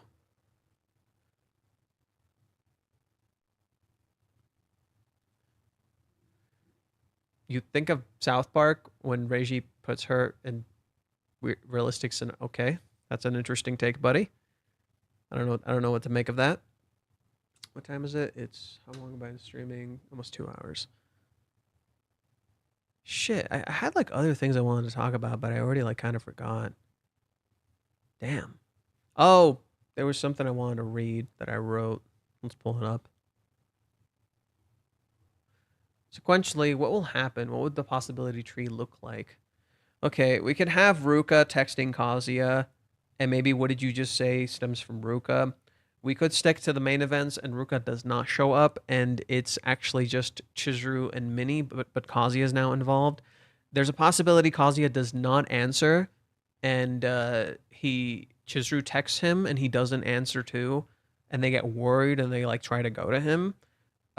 It could be he answers, and he doesn't tell Mini anything, and Mini like goes to Chizuru, and Chizuru says, "What did you just say?" Maybe he does tell Mini, and Mini is like, "What did you just say?" You know, the easy one, right? The easy one being Kazuya just tells her, and Mini is like, "What did you just say?" And then somehow Mini tries to ask Chizuru stuff. That could happen. It's honestly kind of hard to predict. Kazuya is gonna ghost this time. No, I think the only one Kazuya would ghost would be Mini. If anything, what you guys don't realize, which is fucking hilarious to me, is that Kazuya was ghosting the entire date. Kazuya was literally not there the entire date. For most of it, he was literally not there. He was literally hiding behind a mask. He was pulling a Mizuhara. He was pulling a rental. People don't seem to fucking realize this. It's baffling to me. But literally I think Kazuya isn't gonna ghost now. Rather, he would fall asleep. There's a chance he could fall asleep, and he could get sick, like he got sick before, or he got hungover like before, and Chizuru could end up nursing him again, which would be kind of fitting, right? Chizuru takes care of him again. That could be something that could happen. So Chizuru runs to them. Chizuru runs to him because she doesn't hear from him. She doesn't know where he is and what's going on. It could be, yeah. I think one possibility is that Mini tries to text, Kazuya doesn't answer, and then Chizuru tries to text and Kazuya doesn't answer, and they get worried because there's no reason for him not to answer. So they go to him, and they find him, and they're worried about him. Turns out he's sick, so they take care of him.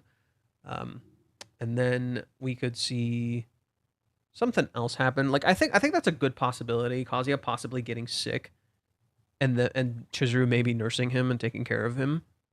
Right? I could definitely see that because shit. I just realized that actually makes a whole lot of fucking sense. Because Meizo and Ikoku, after their separation, Godei gets sick, and Kyoko ends up nursing him. So that could happen. There you go. That could happen. So yeah, there's a possibility Kazuya might end up sick because he's been so sleep deprived and he hasn't been resting and taking care of himself. And that could be, that could be Chizuru trying to, take care of him and help him heal and all that stuff and be there for him. Yeah, I think that makes some sense. I think my bet is that Kazuya might end up sick. There's a very real chance Kazuya might end up sick or sleep deprived or tired, and Chizuru's gonna nurse him back.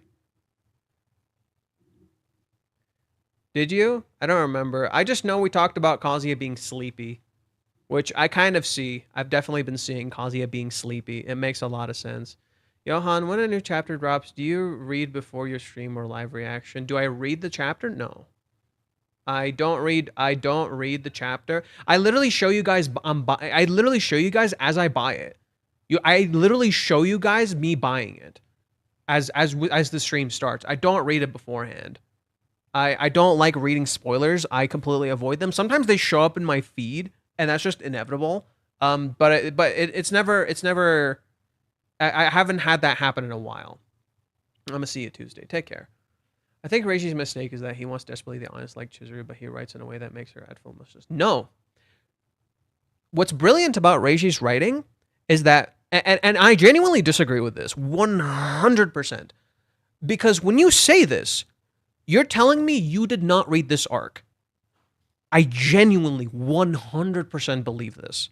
You did not read the cohabitation. If you actually believe that, you did not read the cohabitation. I'm begging you, go and reread the cohabitation, because if you actually read it, you would not say this.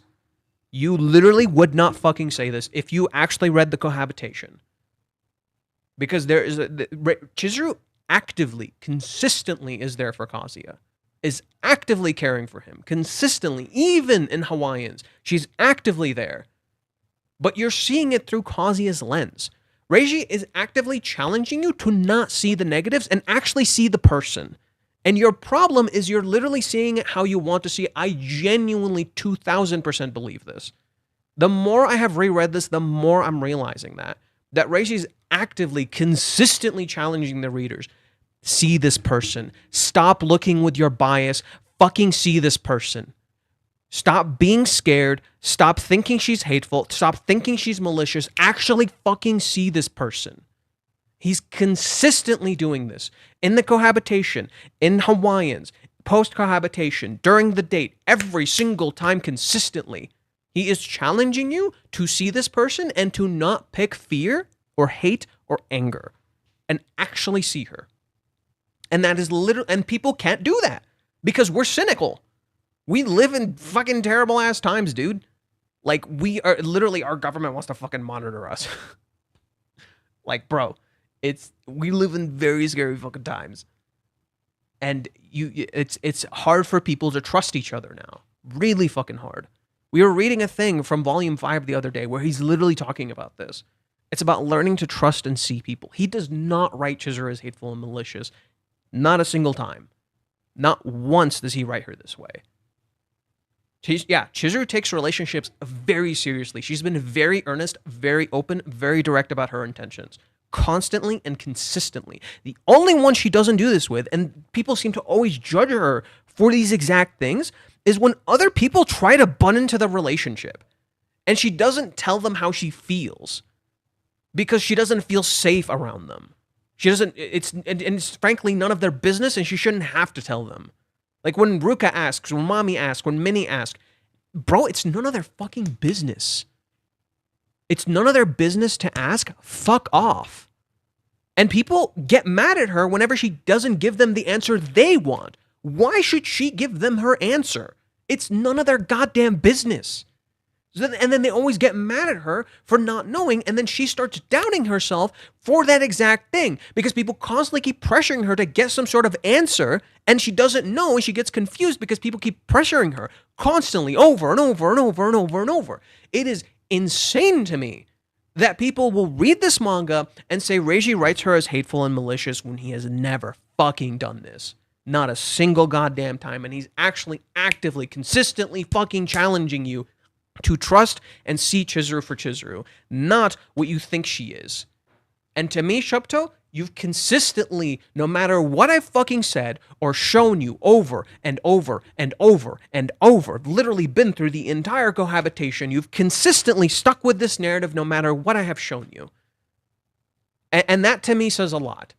That I literally cannot change your mind no matter what I fucking say or show you or literally contradict your narrative. No matter how I contradict it, you will never change your mind. You are stuck in this idea of who Chizuru is. I've never seen Chizuru as devious or a malicious person. Literally, Minnie thought this because she was an outsider. And here she is in this chapter, literally knowing better.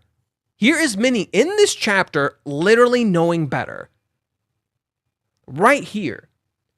Does she not care at all? Did her research arrive at the worst result? No, maybe she's just really bad about it. Maybe she's really bad.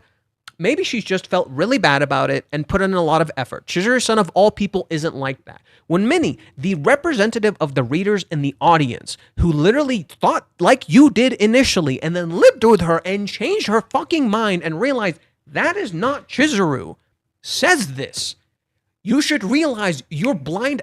As I keep want to say bad. What's blind? What's blind? What are things that are blind? What are things that are blind?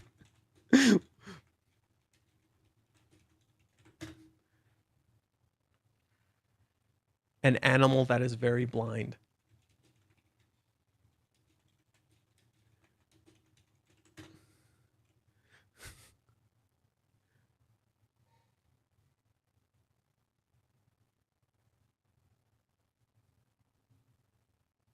Okay, no. Let's see an actual magazine. Moles are blind. You're as blind as a mole.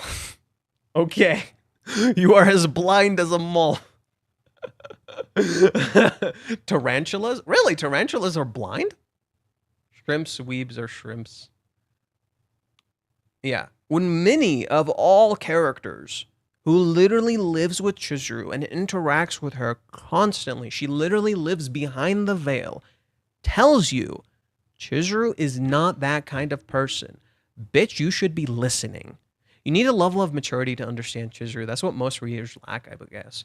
I do think that's a part of it. I think a huge part of it too is that and people are gonna get mad at me for this. I think a lot of people have a lot less leeway for women than they do men. Men can do heinous shit, and somehow, some fucking way, people will find a way to see the best in these characters. Like, they'll be like, oh no, they're an interesting character. I like them because X, Y, Z.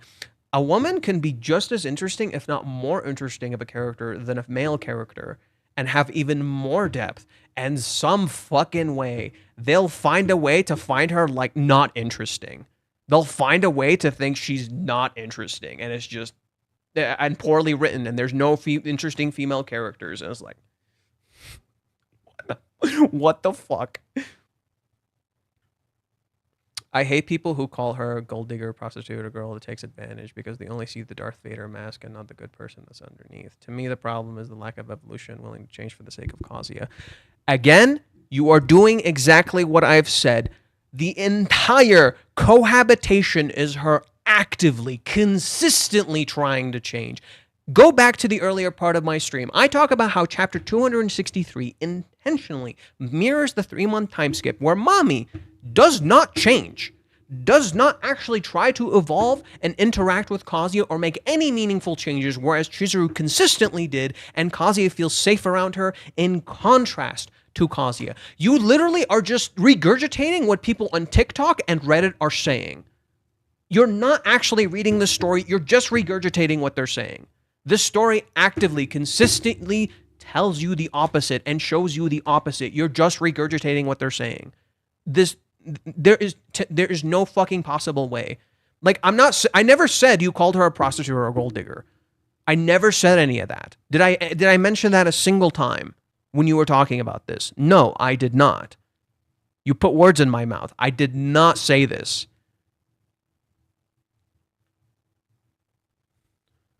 Chizuru is actively, consistently trying to be a better person. Like, always. To the point that, in reality, she actually didn't need to change all that much because Kazuya just accepts her for her. And that she never actually did anything super major wrong. Even in the 3-month time skip, a part of it was Kazuya's own goddamn fault. Because he kept doing it in a way that wasn't correct. He kept trying to reach her through rental. The one thing she didn't want to do because she didn't want to take fucking advantage of his money. Vegeta committed planetary genocide as a career, but as a fan favorite. Chi-Chi yells at Goku Gohan a lot and is probably the least favorite female character because of it. I mean, Chi-Chi doesn't have, like, too much of a character, but, like, I will give you one thing. People love to downplay Bulma when Bulma, like, solves all their fucking problems. So, yeah.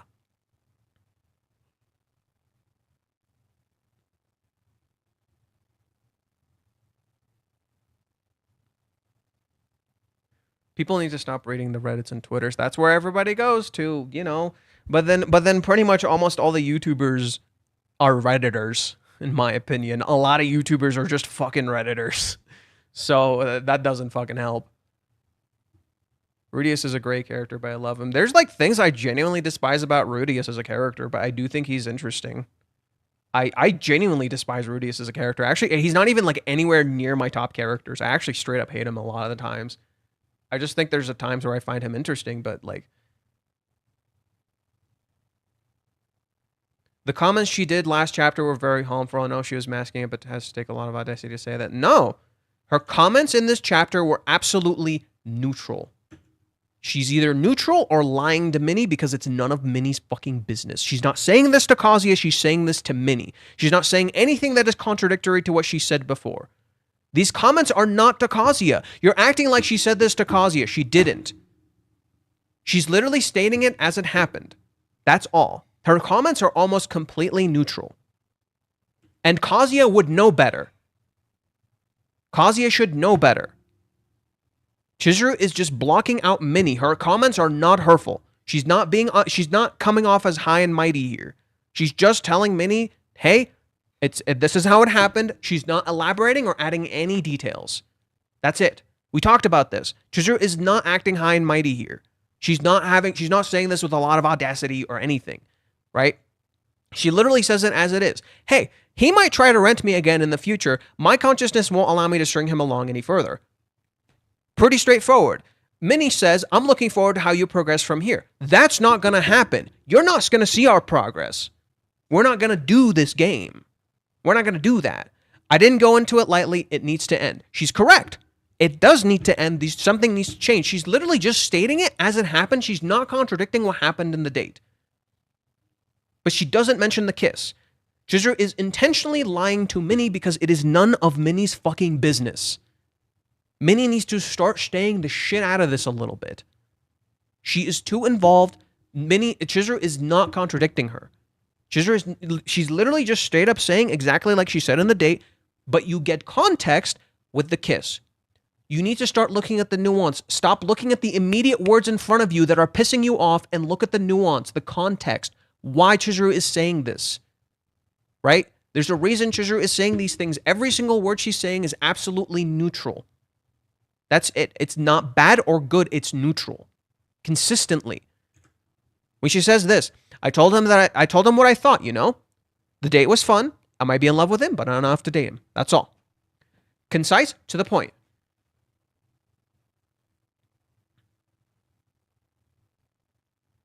Need to do a video looking at all the TLDR hater Reddit comments with a tailored version of the hater bingo card. Would be fun pointing out how stupid they are. Yeah, maybe. I don't know. Give me a sec. Okay, so she says this. It was fun. I might be in love with him, but not enough to date him. She's just being honest. She's literally just being direct. Her actions and her words don't match. It's the inner conflict of that shouldn't want to. Okay, you're doing it again. You're not listening to what I'm fucking saying. She's intentionally lying, not subconsciously. Chizuru is not... Chizuru is actually in love with her, and she's being her most honest self, not with Minnie. Because it is none of Minnie's fucking business. She's not having that conflict and shouldn't want anymore. She's keeping Minnie out because she wants to. Okay? She's not doing any should here. She's keeping Minnie out because she wants to.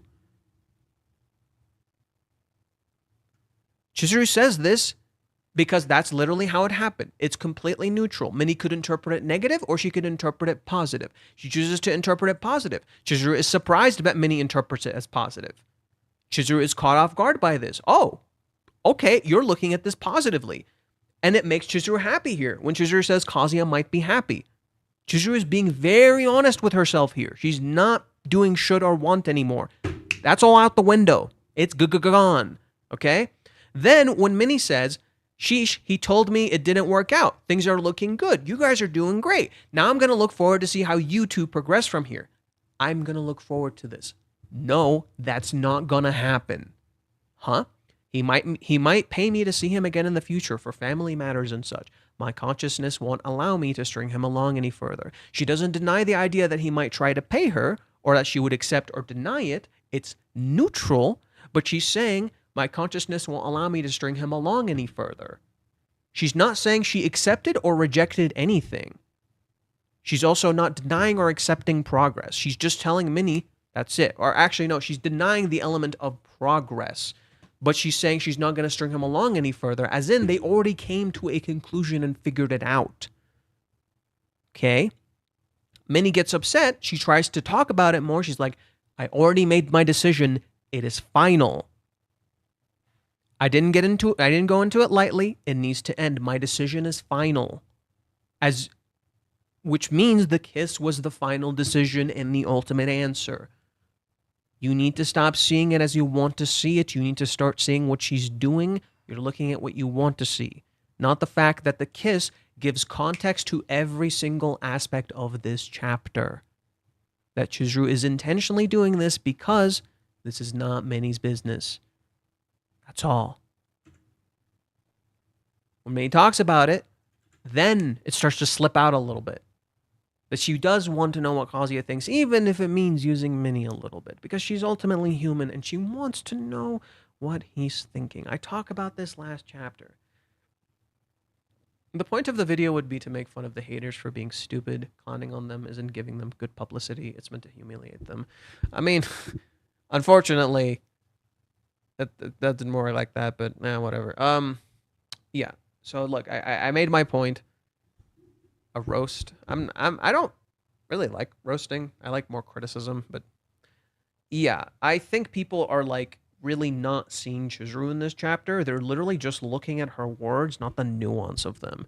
Because literally, if you saw this without the kiss, it does seem cruel. If you saw this and you didn't see the kiss, what she's saying does sound cruel.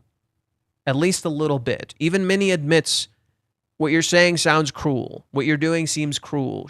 Minnie literally talks about it like we're going back to the 3-month time skip. Except now, you can't do what you did in the 3-month time skip. A cute apology isn't going to cut it. Except we're not in the 3-month time skip. Chizuru is intentionally keeping Minnie out, even though she let her into the house. Whereas before, she let her into the house to talk to her to have Minnie help her solve things. This is Chizuru saying, I don't need your help to solve this. You're not the great unifier. You may have started this, and I appreciate that. And I can serve you dinner, and we can hang out, and we can be friends. But you're not going to solve this. It's me and Kazuya's relationship. Step out, Minnie. I'm sorry. That's what Chizuru's doing here. She's letting Kazuya give his answer. And if Chizuru gets to hear his answer through Minnie, that's fine because it would be his answer and not Minnie's. She does not want Minnie to define the relationship, so naturally, every single time she talks, it is absolutely and completely neutral. Always neutral. She doesn't give Minnie a positive vibe or a negative vibe. She simply just sticks to what she said in that date, period. That is it. If this manga bothers the haters this much, then they need to stop reading it and shut the fuck up about it. I kind of had to tell that dude that the other day, where it's like, bro, like you're gemming here, you're talking shit to me, but in reality, you're just wasting your own time and you're wasting mine. And the dude just shut up and left. I'm like, yeah, like literally just point that out to people. Be like, hey, dude, you're just wasting your time and you're wasting mine. You're not gonna fucking change my mind. Why are you even here? Just fuck off. And then they left. Sometimes reasoning is effective like that, you know? So, yeah, that's what's going on here. Chizuru's just keeping Minnie out, bro. And people are upset because, oh, why isn't she admitting it? It's literally the same thing as Mami. When Mami would, like, ask Chizuru things, and Chizuru could not tell her, I like Kazuya, because Mami would literally start shit if she did. Chizuru knows this. If Chizuru admitted it, Mami would start shit. And Chizuru didn't want Mami to start shit because she's trying to protect the family and she's trying to protect Kazuya. And Chizuru kept getting cornered and cornered and cornered because Kazuya's pushing on one end, Mami's pushing on the other end, and she doesn't know what to fucking do. It's the too invested syndrome. Haters won't stop now, and they just bother us normal readers. Yeah, they keep like literally, I keep seeing posts from Reddit. Like the posts from Reddit are actually getting really fucking exhausting. Where it's like, I keep seeing people like saying, ooh, sunk cost fallacy, or I'm reading these like weird ass comments from people who are talking about how Chizuru is like acting a certain way. I'm like, bro, you guys are just media illiterate. I'm sorry. Straight up. You refuse to actually see like Reiji straight up gives you the context for this chapter. He literally calls it That Kiss and the Girlfriend. That's literally the title. And yet the kiss is never once mentioned in this chapter. Almost like it permeates the entire chapter and it never once needs to be said. Like this, the kiss permeates the chapter, and if you have the context of the kiss, which is why he tells you about it, you understand why Chizuru makes every single choice that she does. It is an active choice, not one she's denying. She's not lying to herself. It is an active choice. In contrast to chapter 205, where she constantly keeps trying to deny her feelings. Here, no. She's consistently doing what she wants. This is an active choice to keep Minnie out. This is not Minnie's choice. She's keeping her out intentionally. Minnie needs to step off a little bit. It's none of her business, unfortunately speaking. Like, I get that can be brutal to some people. And Chopto, if you're still here, consider watching my earlier stream. I'm going to be working on it today. Consider watching my earlier stream. I literally talk about this. I explain very vividly and adamantly why Chizuru is keeping Minnie the fuck out. Because it is not her business. She needs to step away a little bit. Leaking the chapters or feeding wrong AI translations. Oh, yeah, that crap. I mean, unfortunately, the hate is very, very nuanced and layered. I almost think like I need to make videos on the series first before I actually end up discussing the hate. I've been writing a decent amount. Like, there's this thing I've been meaning to read, but I kept answering Chopto. Will Minnie extend her stay with Chizuru? That could be possible. I actually do think they want her to stay. It's just she should butt out of the relationship a little bit. And I do think like we might end up having some sort of conflict with Minnie where Minnie needs to feel like she's accepted and belongs, even though she doesn't have to be a part of this relationship. In a sense, you can kind of mirror Minnie with Ruka here, in a sense, because Minnie kind of defines her connection to these characters, defines herself by her connection to these characters. But Minnie not being directly involved in their relationship and yet still being a part of their family would kind of be really important.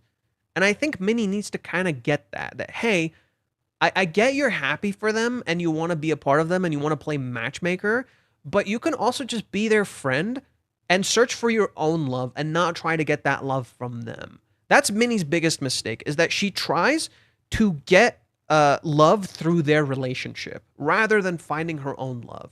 And this is kind of where one of my analysis was like on Twitter, where I was literally talking about how Minnie is essentially finding love through Kazuya and Chizuru, and she literally talks about how she's envious of Kazuya for having something he can love so dearly and not just letting it go and not caring. Because she doesn't have something like that. So in that sense, it's really important to understand that Minnie does need to kind of be somewhat removed from the equation in that sense, and just be their friend, and that's okay. Kind of similar to how Ruka, kind of similar. Yeah, she wants to create love because she doesn't have her own love. And in that sense, Minnie needs to kind of step off a little bit, kind of like Ruka does, where Ruka had to accept that like she can still belong in this story and not be with Kazuya, which is what she kind of had to come to, the decision she had to kind of come to in Hawaiians. Minnie kind of needs to come to that decision.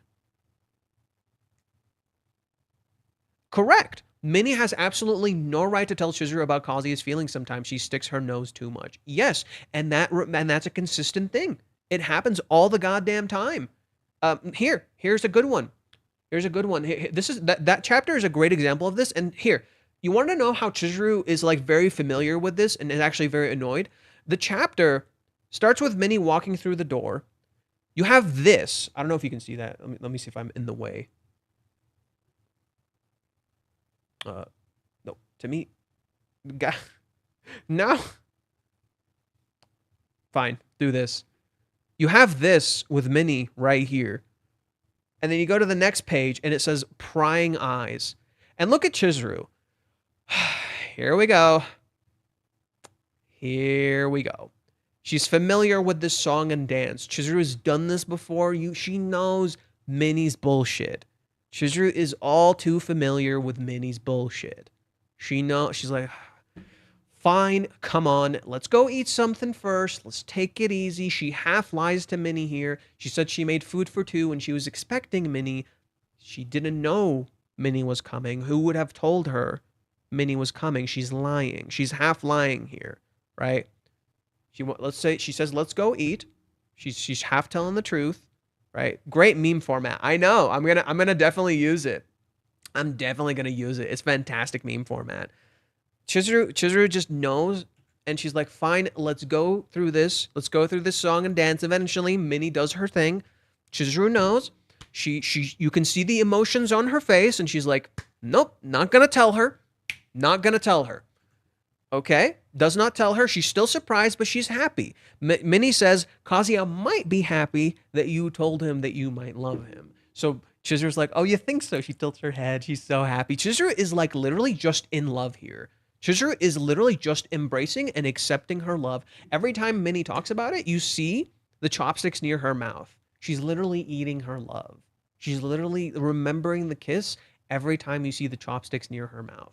Every single time the chopsticks are near her mouth, she's seeing the kiss. She's adamantly, vividly remembering that. Every single time. Look at this. It's right there. It's so close to her mouth. She's literally remembering the kiss. Did he say anything else? This directly mirrors when they were playing the Ito game and Chizuru talks about her ideal proposal. She's literally prepping all this so Kazuya comes back and fucking proposes to her. She's ready to goddamn marry the dude.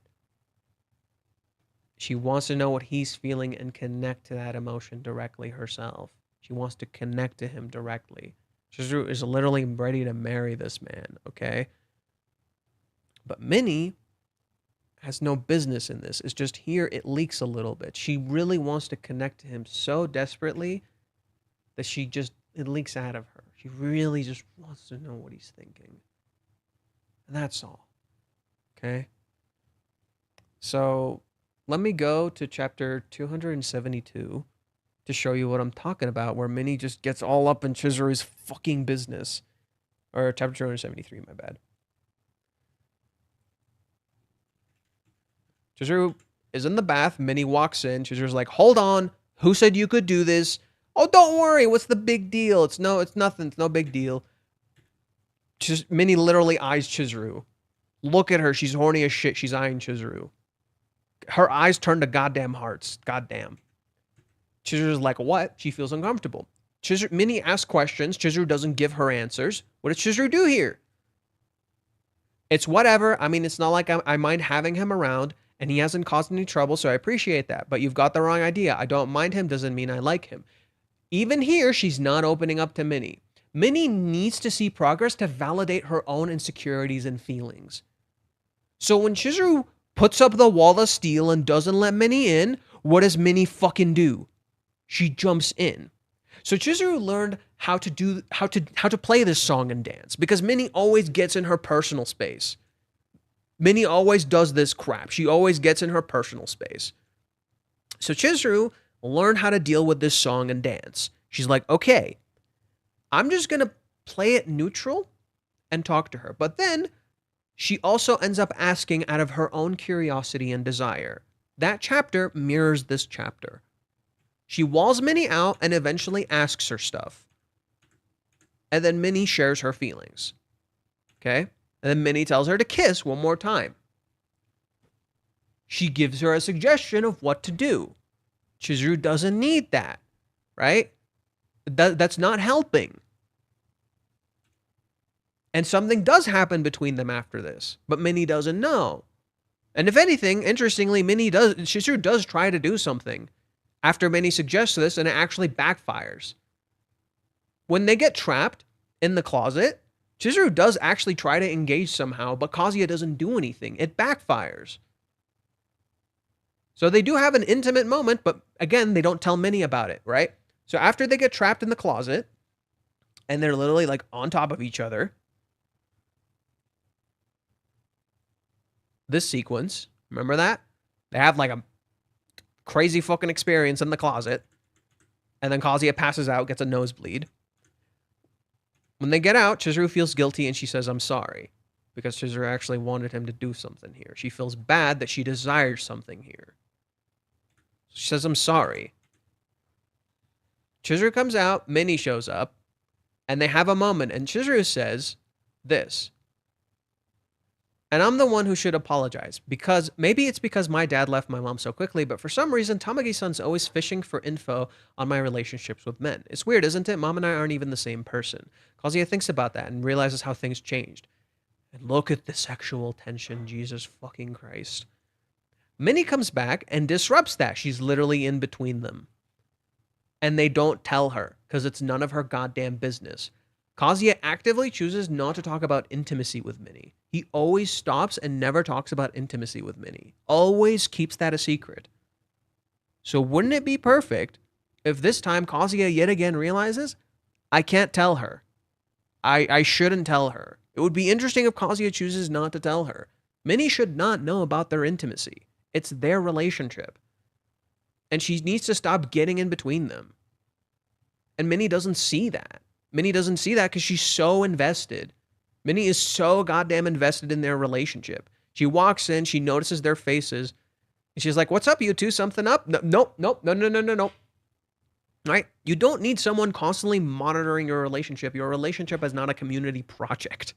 It's not something between the three of you, right? Let them be together and stop interfering.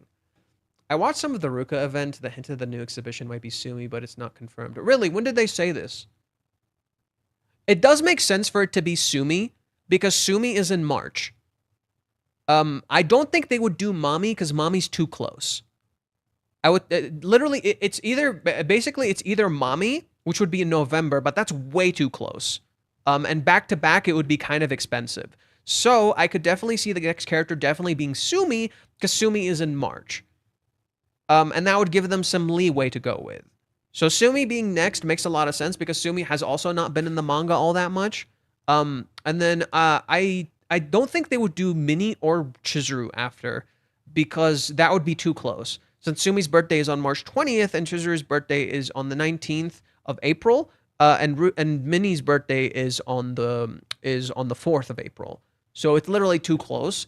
So the only thing they could maybe go for after Sumi is either Kazuya or Mami. But I'm going to go on a wild guess and say it might be Mami. I don't think they would go for Chizuru or Minnie. Unless they commit to it and they go for all three. But I don't think they would do that. I think they kind of want to spread these out and make them like special events just for singular characters. And Reiji's definitely going to spread them out a little more. So I do think Sumi might very well be the next character because that would give them a lot of time in between. Did I miss your predictions, Faye? We have like kind of a lot of predictions. I think one of our biggest ones is that Kazuya might get sleepy or sick, and they might end up nursing him. I think Chizuru could end up nursing Kazuya back, which would make a lot of sense. She brings him home, she brings him here, and she nurses him back, which just makes a lot of sense. It would also be a great nod to Maison Ikoku because when Goudet left and he came back, he actually also got sick. So it makes sense. To bring that back. It would be awesome if Chizuru tells him, I want you to come back. That would be so perfect. Like Chizuru just tells him, like eventually just comes out of both of them. Like Kazuya says, I want to come back. And Chizuru says, I want you to come back. Peak. It would be great. It would be great if they both say it. Like, I want to come back. I want you to come back. Perfect. Yeah. Maybe Kazuya like will try to do what Goudet did where he comes back, but then he runs away. And then Chizuru's like, why are you running away? Come back. Who knows? We'll see. I don't know. That could be a little further away. I think next chapter might be big. I think next chapter may be big. It is. What did you say the next time? Yes. What did you say? Something Nande. Nanami Nande. But yeah, what did you just say? Or what did you say? And there's an exclamation. There's an exclamation mark. So it's like, what did you just say? I remember saying that he might not answer the phone. They go to look for him. Yeah, that was one of my initial guesses. Is they might go to look for him. I don't know if Minnie knows Kazuya's address.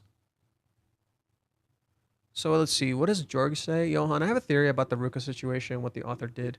It would actually make sense in a realistic way in the manga. Ruka and Kazuya were supposed to have a date in a few days, but that's not going to happen. So the recent stuff is kind of like a consolation prize, so to speak. Ruka was a side character, but she'll not be the first choice in the main manga. So Jorg, Reiji openly said that one of the reasons they're currently doing this is that during the cohabitation, Kazuya and Ruka were still having dates every week at that time. So Reiji was doing this specifically because Ruka has not been in the manga. He said this. He openly said this. Ruka has not been in the manga this time. So I'm doing this to celebrate the character because a lot of people have been asking where she was. So more so of a consolation prize and more so to celebrate the character and be like, hey, she was still involved. She still mattered even if she wasn't part of the core relationship.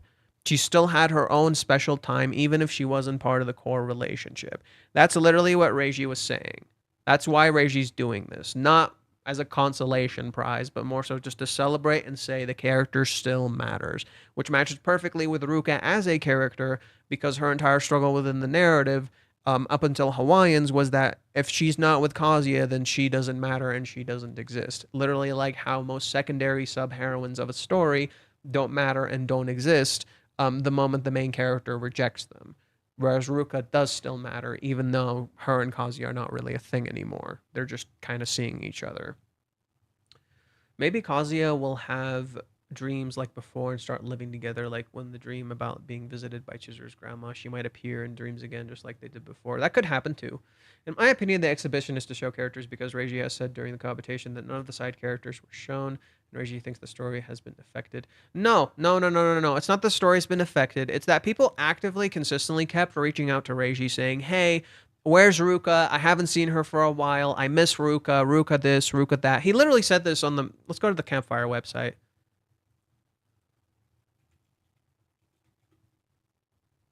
Here, he literally said this on the Campfire website. So let's just read what it says. So yeah, the event translate to English. The event ended. They had 656 people who supported it. So for those who didn't know, let's see.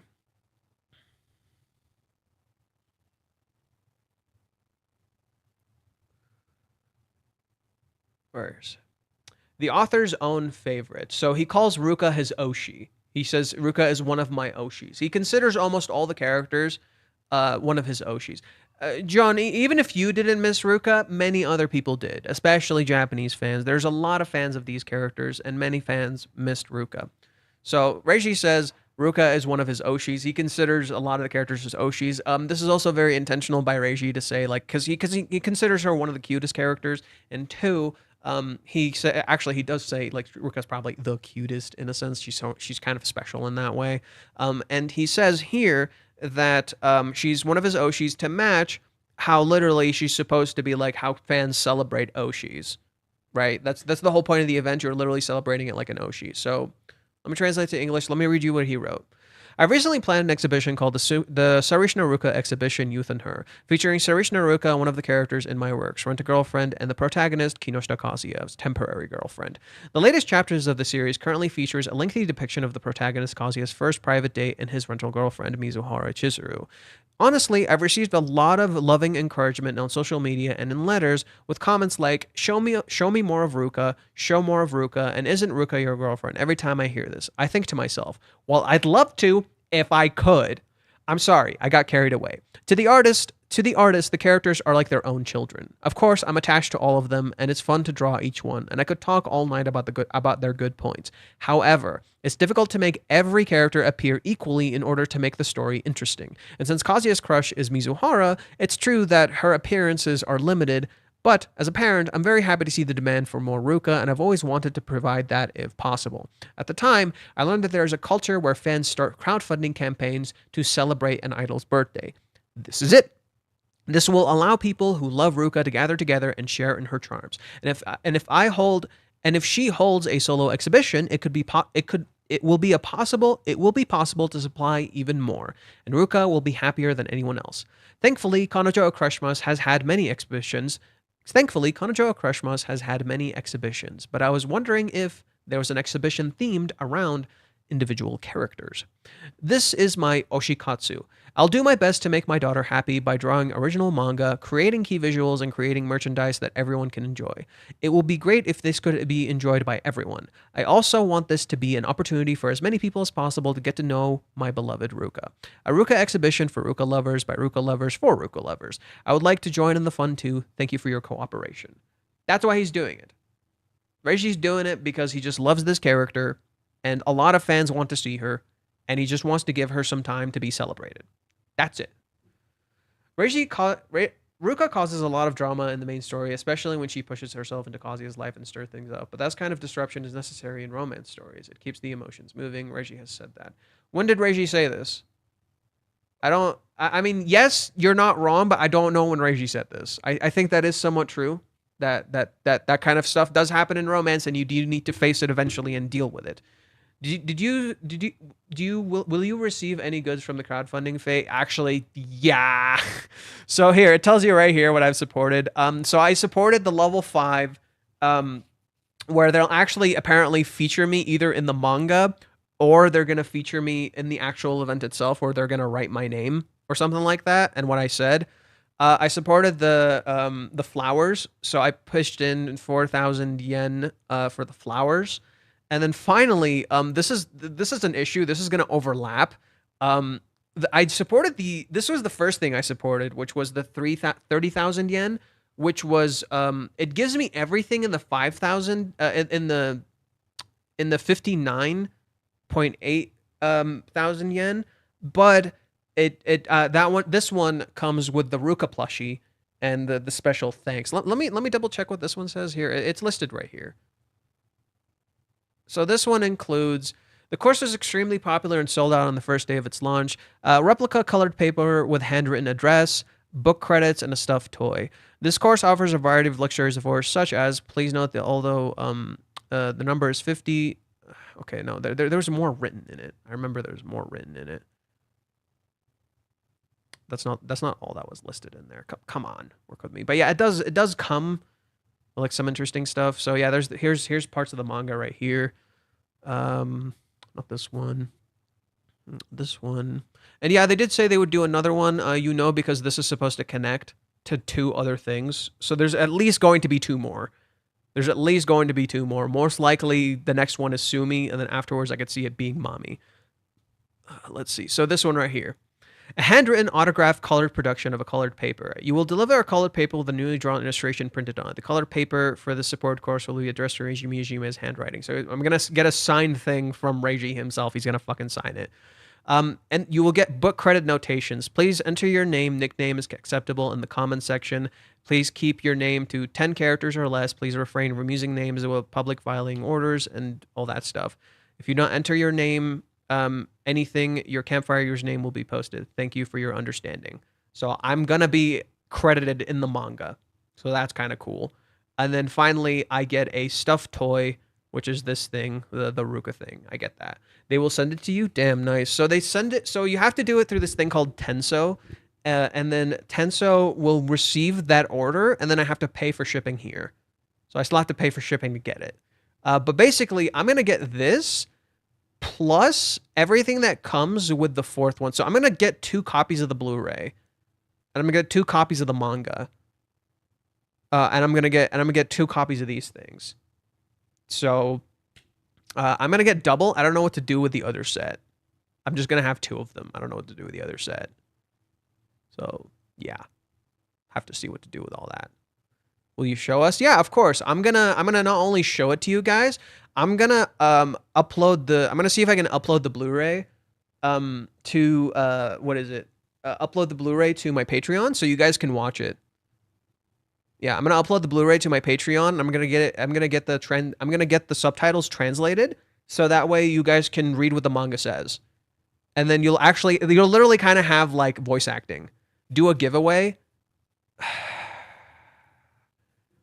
Maybe. I'll see. I don't know how to do giveaways.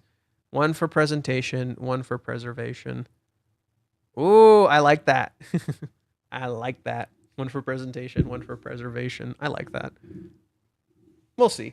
I have no guarantees on whether I'll give it away or not. I can give away a Sumi figure I have. I accidentally bought an extra Sumi figure. It's still all boxed up and everything. So I could try to do that, but I don't know how to do giveaways. I don't know how to ship to people or anything like that, So, not sure yet.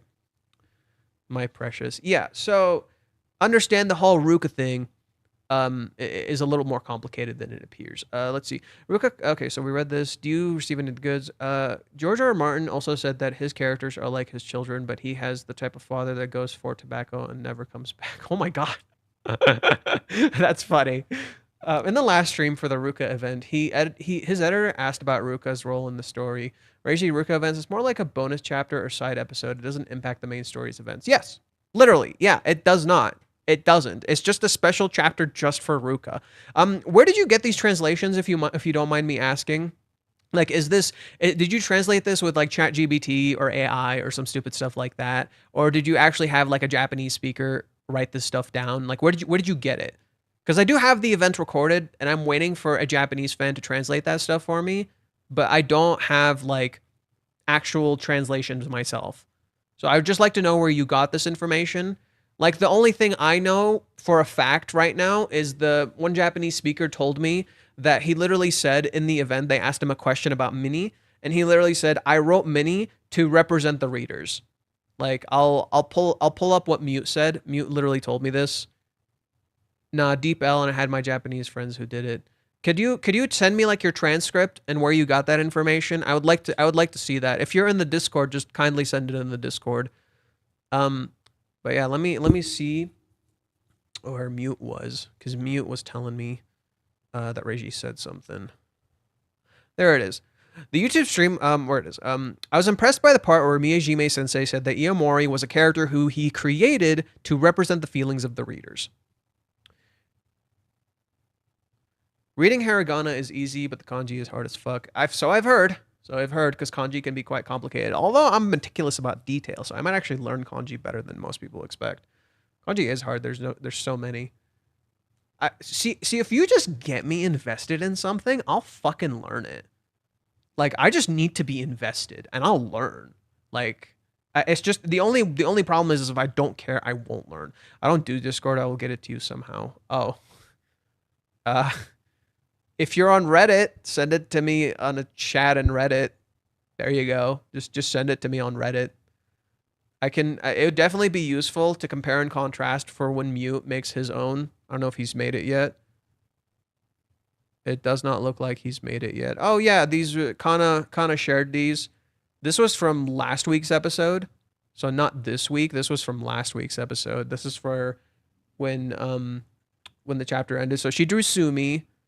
She drew Mami's smile here. She drew Chizuru here. This is when Kazuya was about to confess. And she drew Ruka here. She drew the four heroines. She drew the four heroines.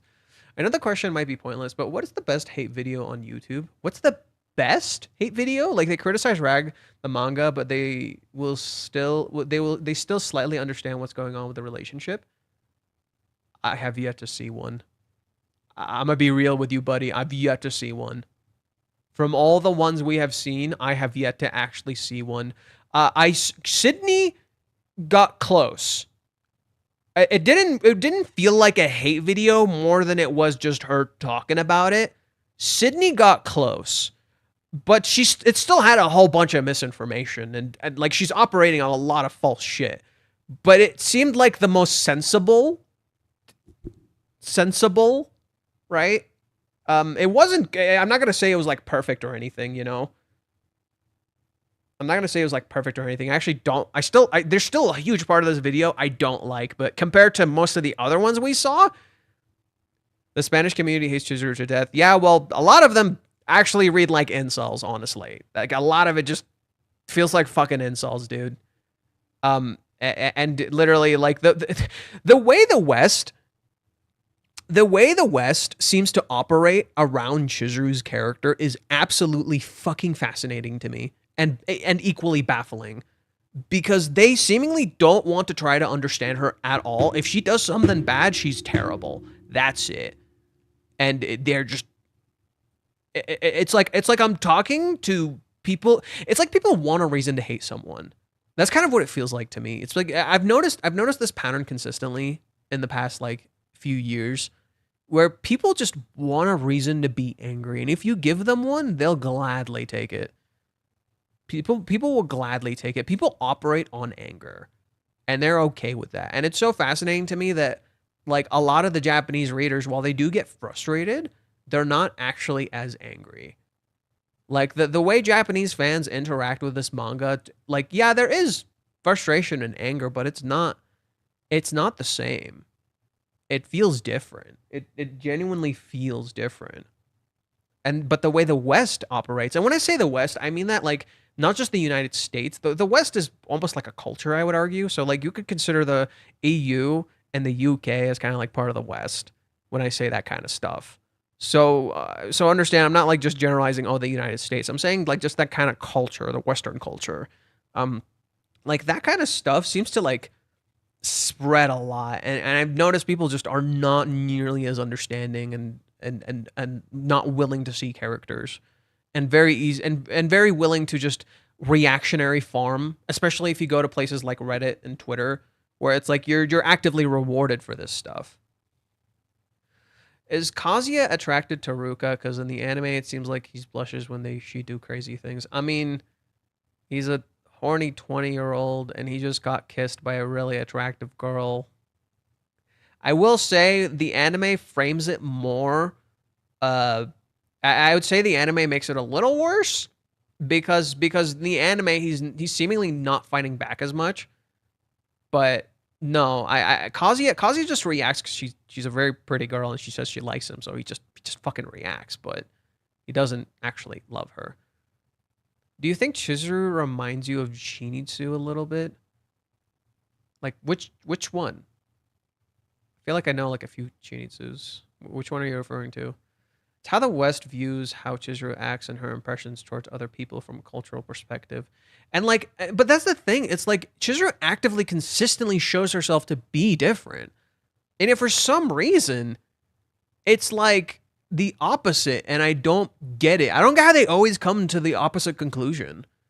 Like, you always see Chizuru being different. She's not that kind of person, and that's all people see. And I do think Reishi is aware of it, and a part of it is him writing it that way intentionally to some degree.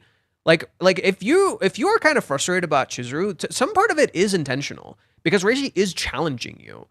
He's literally challenging you to, oh, Chinitsu. No, I would say it's a little similar, but not quite the same. I would say initially there's similarities. And there are very clear similarities between the two, yes, but they're not quite the same. I kind of don't fully agree with that. Especially when you like factor in the fact that Chinitsu is very young and inexperienced, whereas Chizuru is older and more experienced, but she kind of struggles because of that experience. I would argue Chizuru is a lot more innocent than Chinitsu when it comes to love, but there are similarities between the characters. There are definitely similarities between the characters. I do kind of see it, but they're not quite the same, no. Reiji is challenging your love and trust for Chizuru. He's challenging you to see better. And if you choose love and hatred, you in some ways you kind of prove him correct. Now, and this is proven to me in that he expected the reaction that he got from chapters 380. The only problem is it was a lot worse than it was a lot bigger than he thought it was going to be. And he felt very saddened by how people seemingly acted like they were sending Chizuru love letters before. Like I'm literally paraphrasing what he said. He literally said, it felt like people were sending Chizuru love letters 1 second, and then the next second they acted like she's a complete stranger and they don't even know her. And he genuinely thought like, this is baffling. Like, how do we even get here? And it's like when you see stuff like that, it's like, wow, damn. Like he literally knew people would react like they did for 380. He just didn't think it would be so big and so vile. Because he wrote it that way on purpose. He knows what he's writing.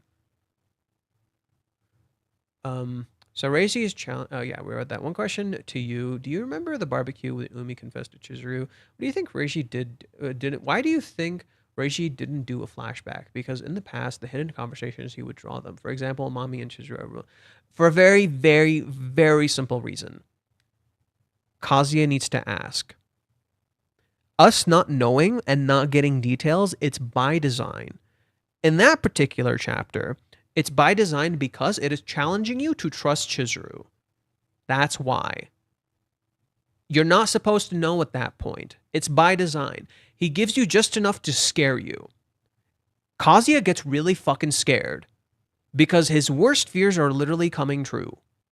He gives you just enough to scare you and then challenges you to trust her. And what does Kazuya do at the end of that arc?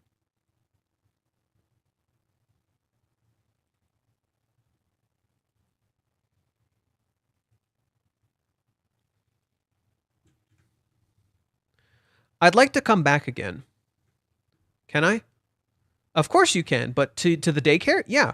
Hey, things are pretty hectic for you today, though. The kids can be super rude, too. What do you mean? The kids are just being kids, right? I had a great time. What am I so nervous about? Whatever it is Mizuhara decides to do, are my feelings for her ever going to change? No, they won't. I said I'd wait 10 or 20 years. That's how much I love her. My feelings won't change that easily. Like Umi-kun said, her living with me is a risk in of itself, but her going out with me today is proof that she is still following through with her research. What good am I if I can't have faith in the person that I love? I trust you, Mizuhara. Maybe I only felt calm because I saw her in that apron, but on that day I took another step into adulthood. He's challenging you to trust. This is what trusting someone is. That you may not know the exact reasons they're doing what they're doing, but you fucking trust them because you see who they are. You're able to look at them from a calm environment and recognize who this person is, and you choose to trust.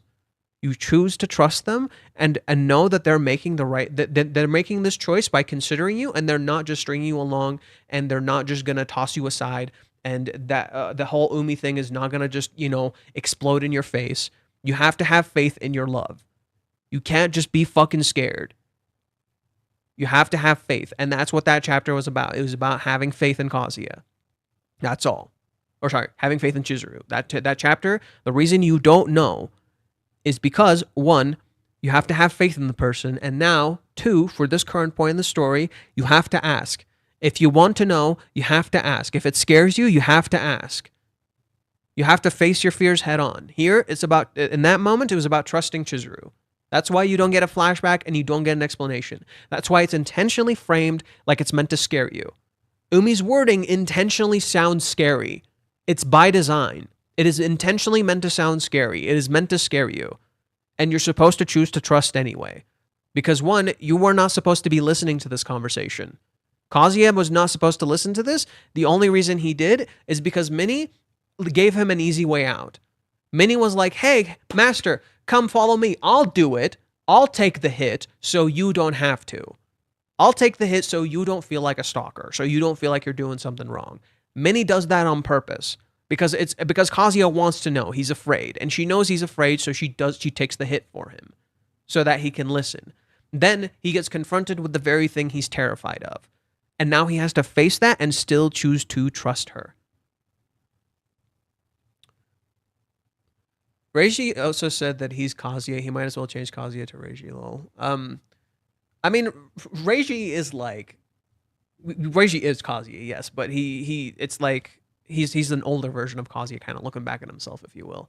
Kazuya is the most funny rom-com male character ever. I love his inner monologues. We are Minnie, the haters are Mami. Correct! Mami is the haters. The way I like to see and read the story is just letting the author tell the story. People must let control go of what they want and try to be receptive of the author's art. Yeah.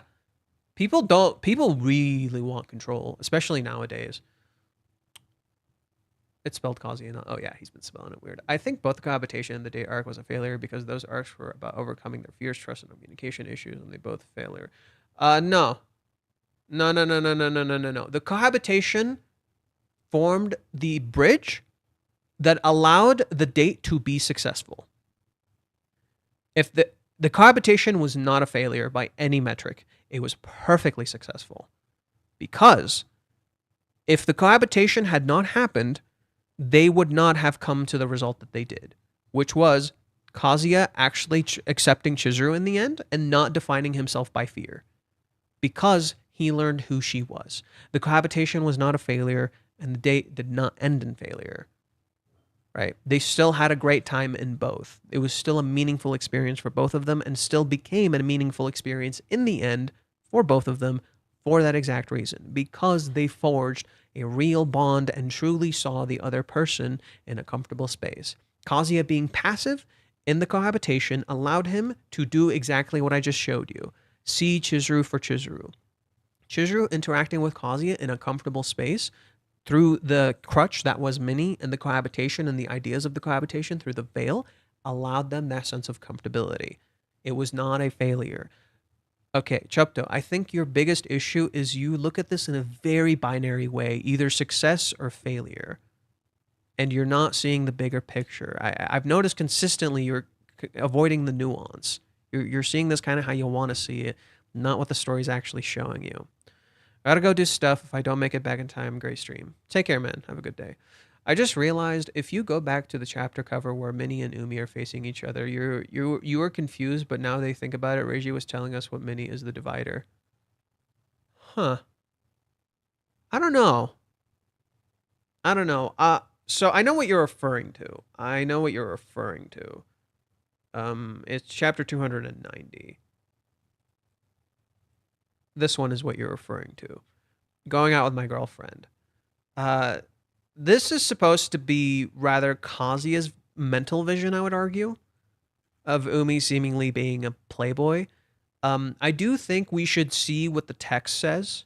There's supposed to be text here, and I think it would help to know what the text says to get a little bit more context. But I would argue this is kind of more Kazuya's vision of Umi, and Minnie being defensive of him kind of reflects that. Because Minnie is supposed to be Kazuya's feelings. So Kazuya's feelings being looked at by Umi reflects that uncomfortability, Umi being a playboy. Because Chizuru does rental and people don't want to understand rental and its meaning, so they just say, hey, you know, you're not getting sex out of this, so therefore it's just bootleg prostitution. You know, it's not as good. It doesn't matter. That's their POV. They don't want to understand what rental actually is and what it means. They don't want to see its purpose. They just want to see, you know, hey, you're just paying for an inferior product. That's how they're looking at it. You're paying for an inferior product. That's what happens when you call it bootleg prostitution or PG-13 prostitution, as they like to call it. It's very disgusting, honestly. It's very fucking gross. Like, literally, bro, if you're going to talk about it like that, you should hang out with some women and, like, actually talk to real fucking women. Maybe you should rent a girlfriend so you can actually see and interact with real women before talking like a piece of shit. It's very gross behavior.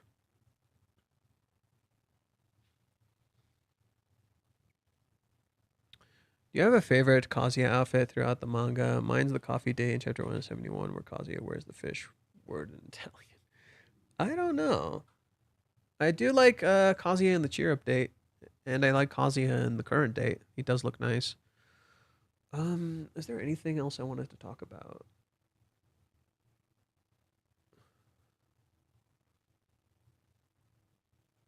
There's the Ruka thing. We talked about the Ruka thing.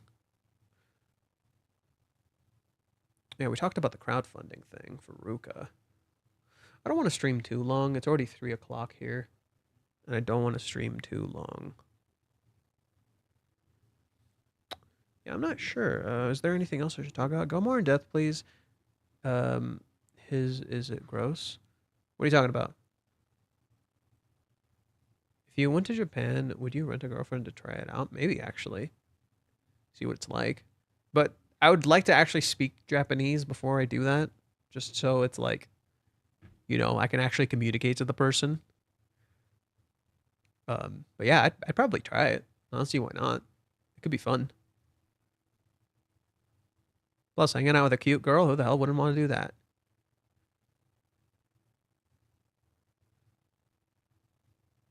Um, 3D model, what are you talking about? Go into more depth, please. Is it gross? I don't know what you're talking about, man. We said this. We said that. We compared this to chapter 205. Language barrier stuff to get through. True. I definitely gotta learn fucking Japanese, man.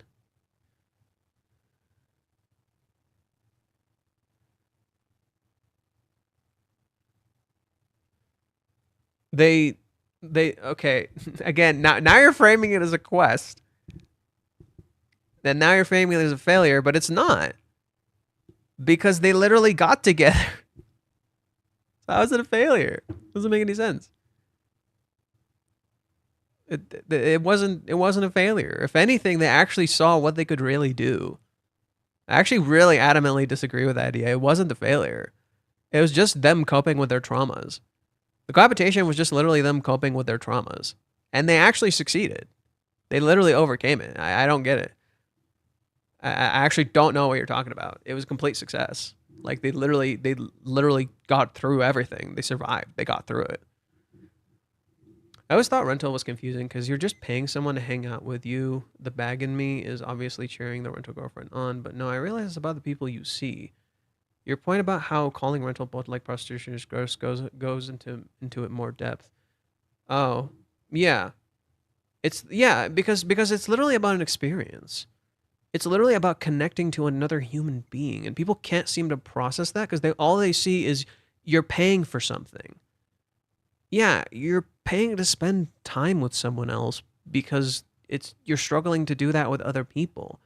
You act out a relationship so you can find something meaningful to connect to someone or something.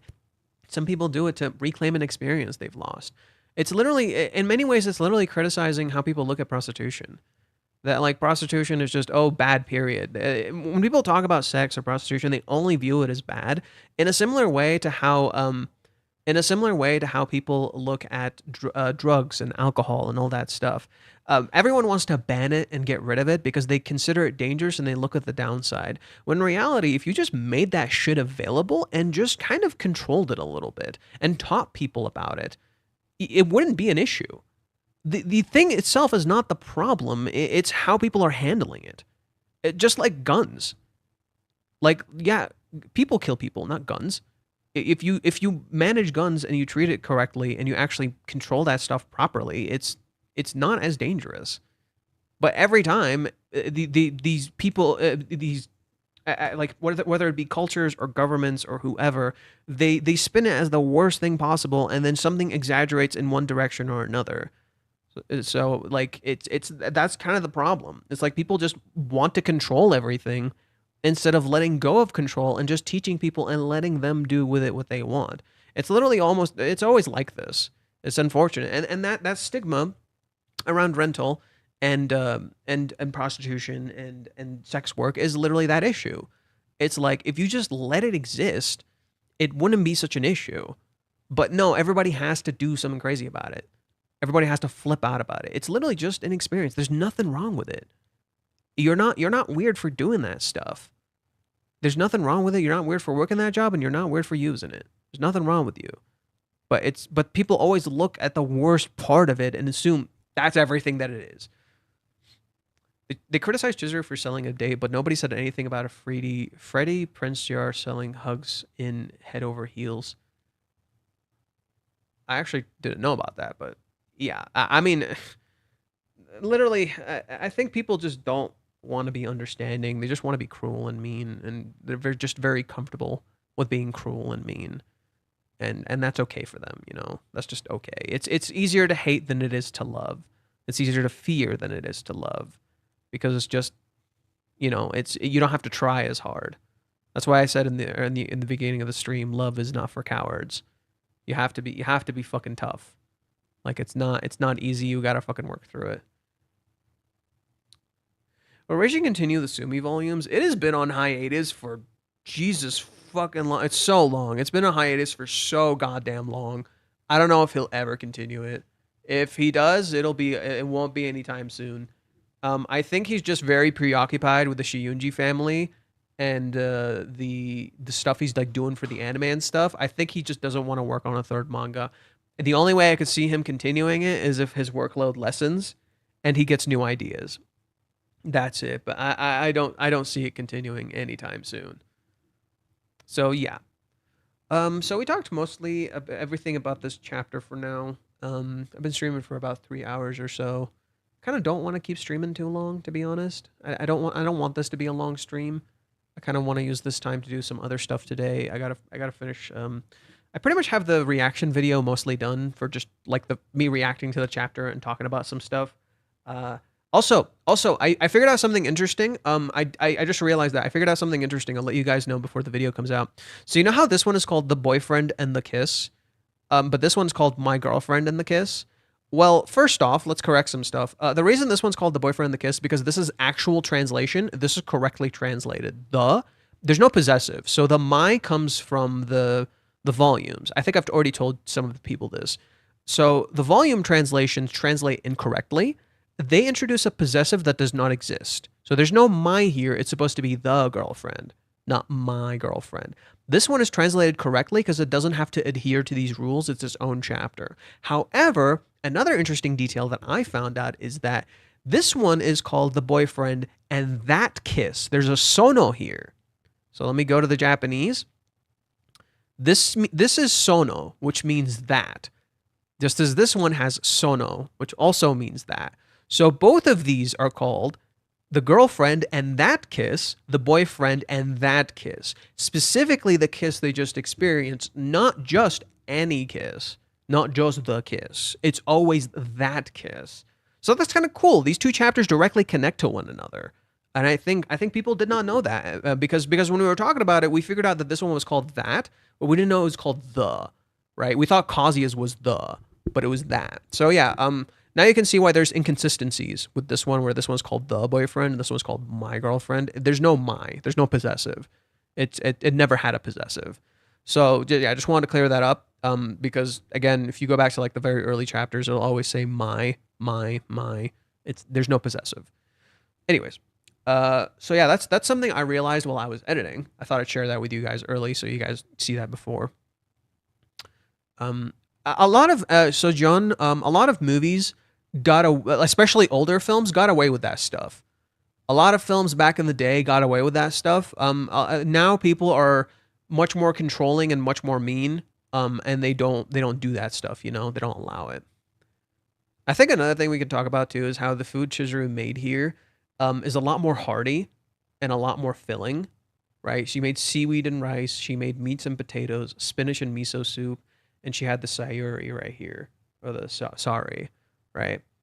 In contrast, the meal she made in chapter 250 felt a little lighter, felt a little more simplistic. So, right here. So the meal she makes here is miso with tofu. She has spinach with miso soup, right? So she made this meal for herself. She made this meal for someone else, right?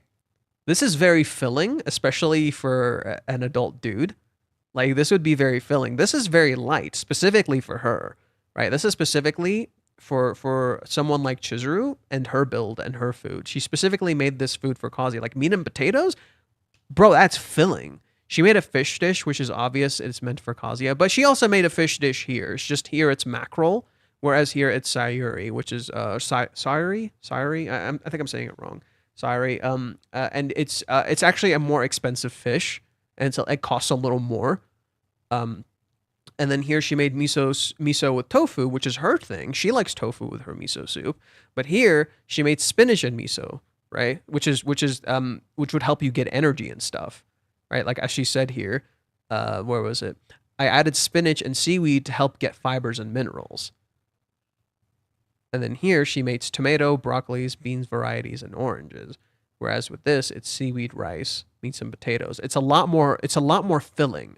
The food she made here is a lot more filling than the food she made here. This feels a lot lighter, right? This is just plain white rice, mackerel cooked in miso soup with tofu, and then a bunch of vegetables and stuff like that. But this, seaweed and rice, so that's gonna give you minerals and fibers, meat and potatoes, filling. Whew, that shit hits.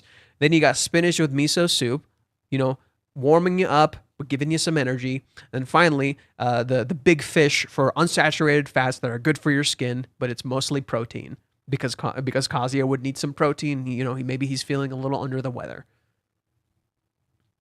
They had such sweet moments in the cohabitation, right? They had so many sweet moments, and I hate how people downplay it. People really downplay the cohabitation. I think Chizuru just likes fish dishes in general. But yeah, so that contrast between these two meals, that's kind of important. If you remember when Chizuru told Kazuya that she wanted to quit rental to become an actress, she said with closed eyes that she only does rental because for money. People want Chizuru and Kazuya, when in reality, she picked the rental job because of her longing for a relationship and having that in a safe way, but you can't get hurt and hurt others because it's all fake. That's how amazing Chizuru Mizuhara's character is. In some ways, I believe you're correct. But I don't. Which chapter is this? I don't fully completely agree with this. I think that's a part of it. I think that's a part of it. Chizuru does not totally do it for the money, but the money is helpful. I think there's a bit of a generalization. There's more to it. She literally says she gets to see people fall in love, and she literally connects to them, and she feels like she can help people too. And it's just Chizuru, in many ways, a part of the reason Chizuru does it isn't simply for connection, but to be able to help people when she couldn't get help, or when she wanted to help her grandma, but she couldn't help. She wants to feel useful to others in some ways. And that's why a part of what she does it is that she views herself as partially as people's coaches, and she tries to help them find love and feel more comfortable in relationships. There's layers to it. It's her reasoning for doing rental is not singular. Um, a part of it is that she needs money for acting. A part of it is to practice acting. A part of it is to help people. A part of it is because she enjoys helping people. Part of it is that she loves this job and connecting to other people, like you just described. Her forming connections like that helps her with that. There's many layers to Chizuru's rental jobs and why she enjoys it. Right? It's to, yeah, and a part of it is to kind of experience love in some ways too, right? Like everybody wants to experience love. She fills the hole with her job in some ways. There's many layers to why Chizuru enjoys rental and loves her job. And yes, it is, and in many ways, it's not also just to experience love in a safe way, but to rather also express herself in a safe way. That she gets to, really express her real self, that she hides, because when she's Mizuhara, when she's Ichinose, she has to hide that a lot. But as Mizuhara, do you notice how Mizuhara is a lot more expressive than Ichinose?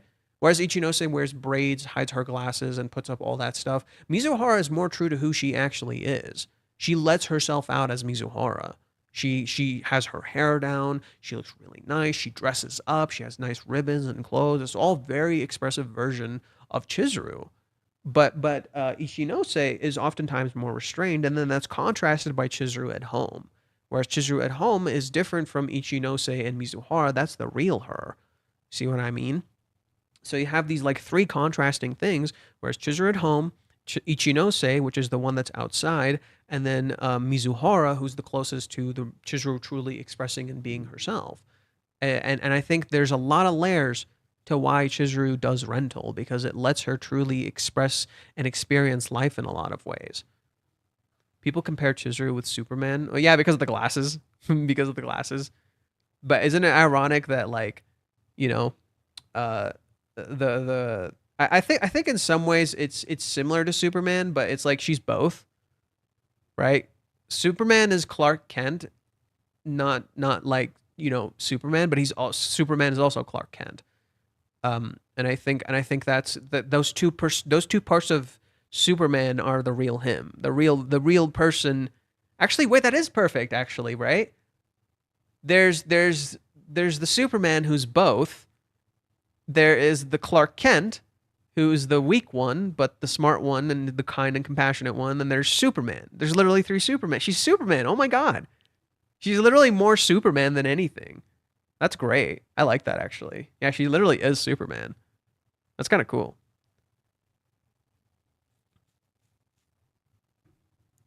Okay, so I think now's a good time as any to stop for now. I gotta watch Evo. I've been meaning to watch Evo a little bit, and then I gotta do some editing while I'm at it. I also gotta go eat something. I don't know if I'll stream again until the chapter comes out. If I get anything else, I'll stream. Nobody's perfect. That's how it is. That's how people are. Yeah, nobody is perfect. You are who you are, and you're not perfect, and that's okay.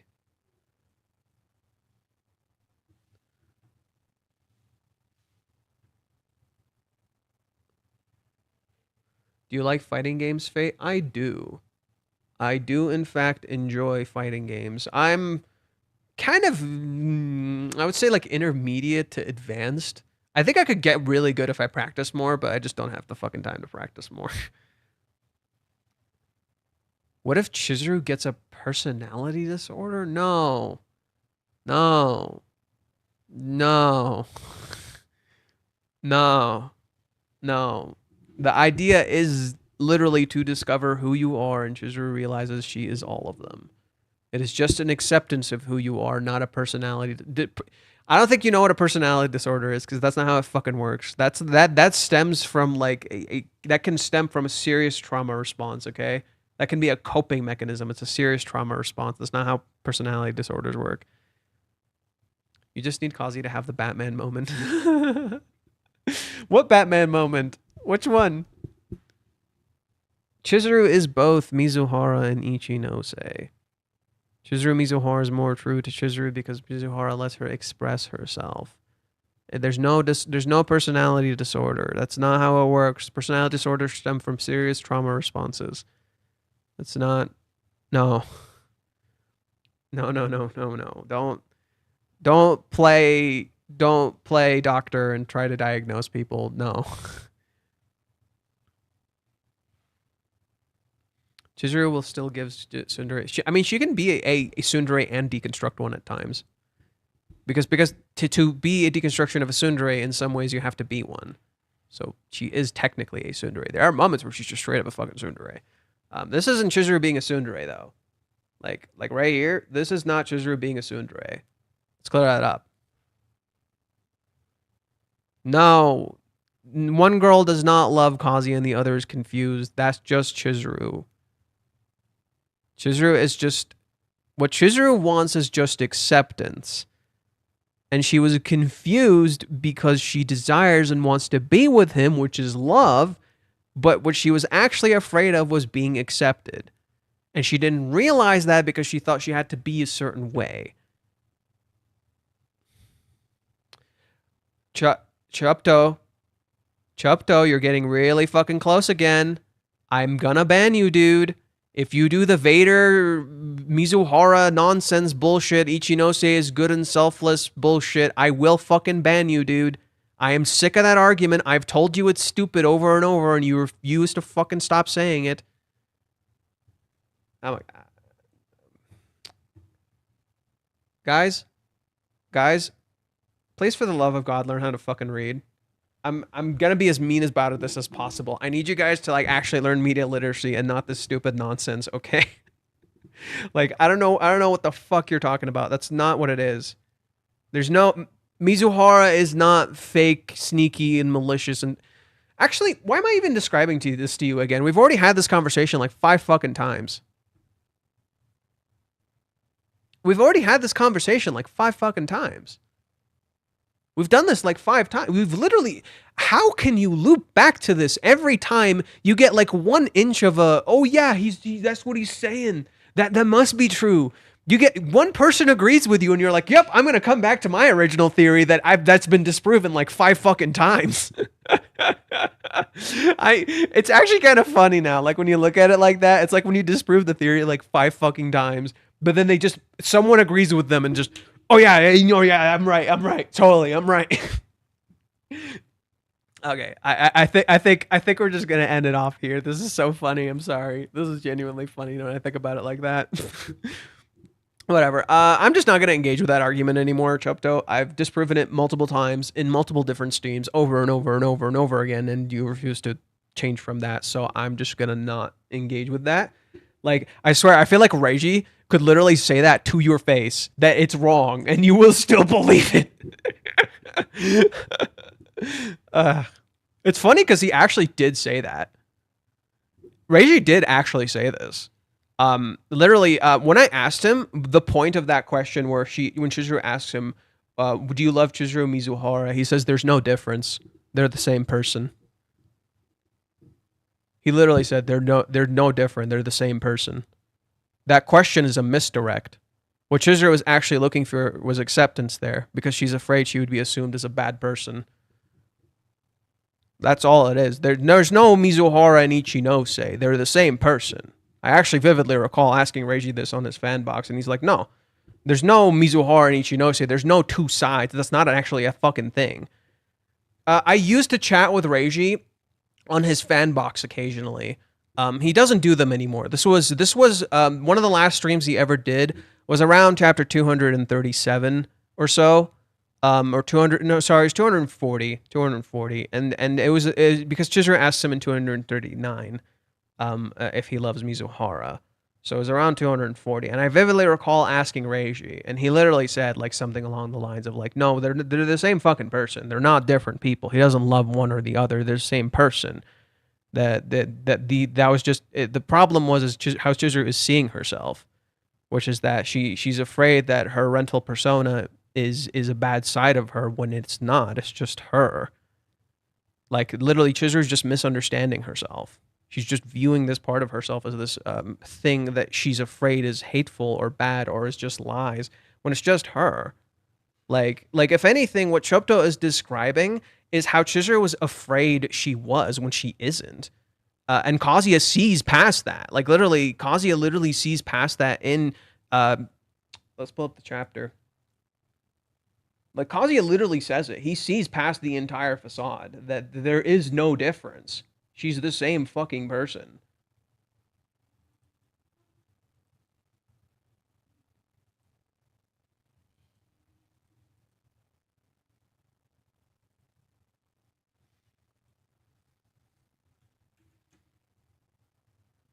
I see now. I was wrong back then. She's actually closer to when she's a rental. She never affects a personality. Huh. She's actually closer to her real self when she's a rental than when she actually affects than when she's being a different person. She does not affect a personality. Mizuhara is more true to Chizuru. There's no personality split or anything like that.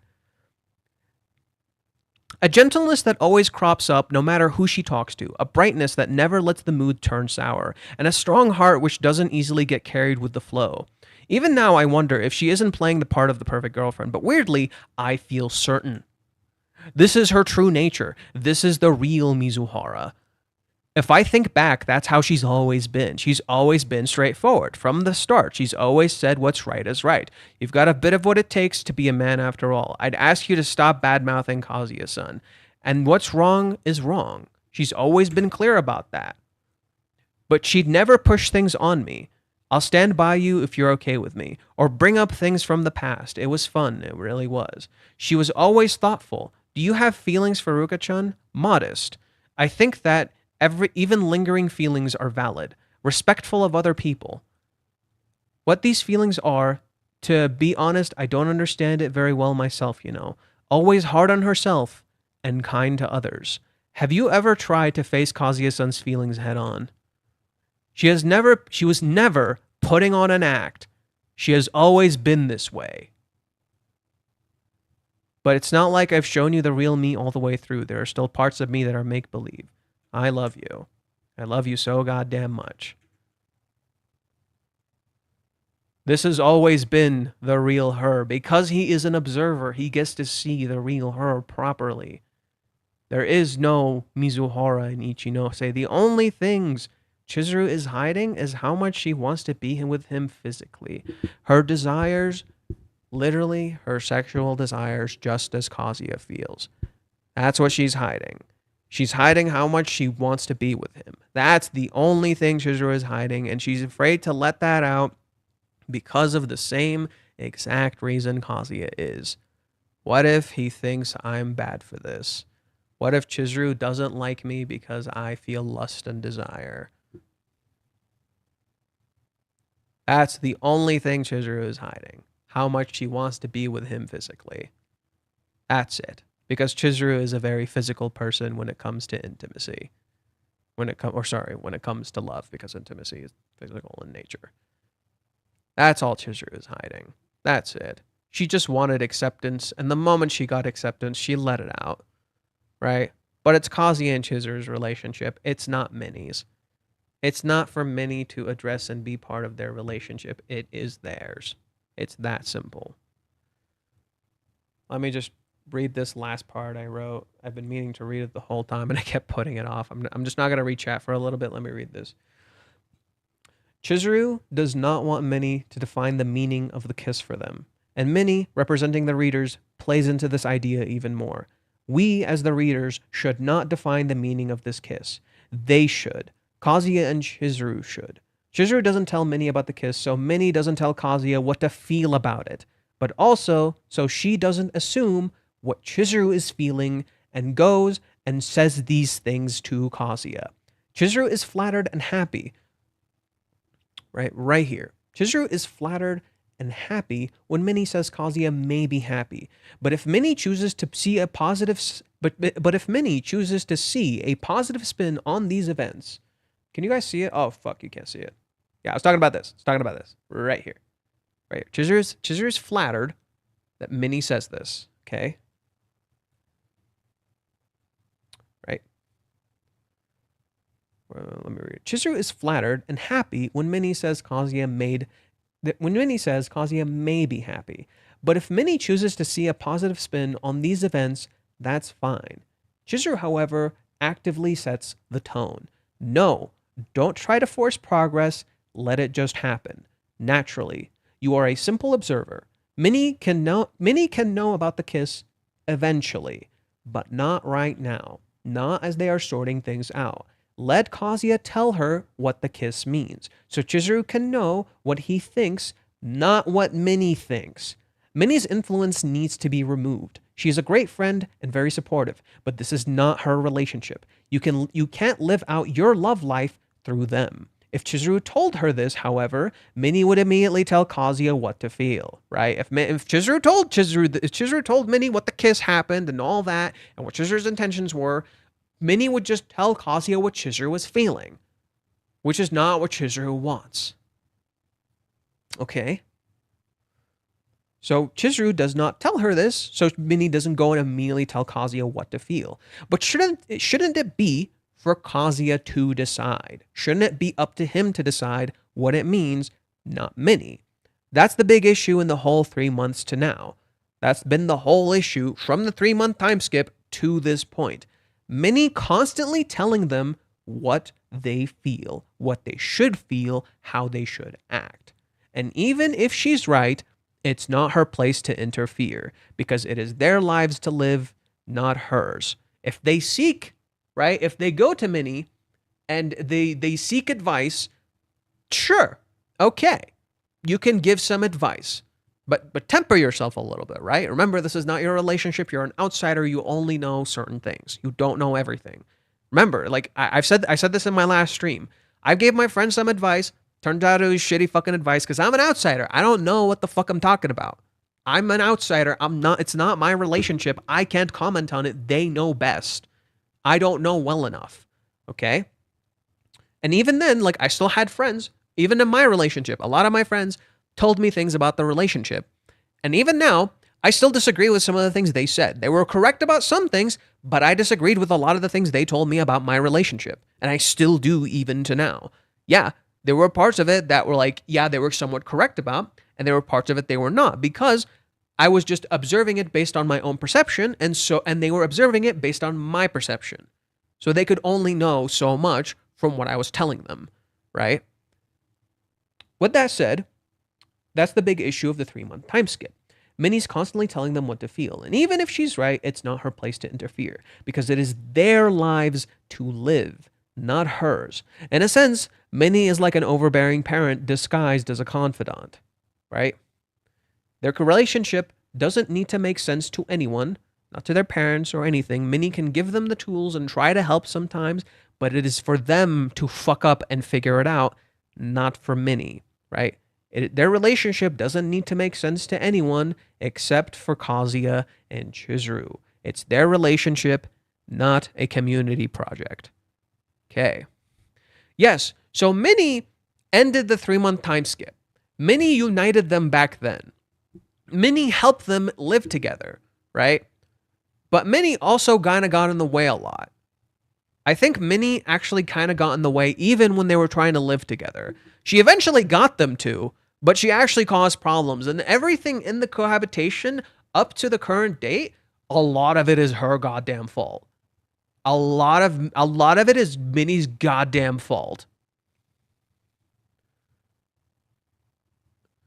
There's a thread in the Kanokari Reddit showing Umi staring at Chizuru's butt. I forgot this. Was he staring at her butt or because it was just highlighting her figure?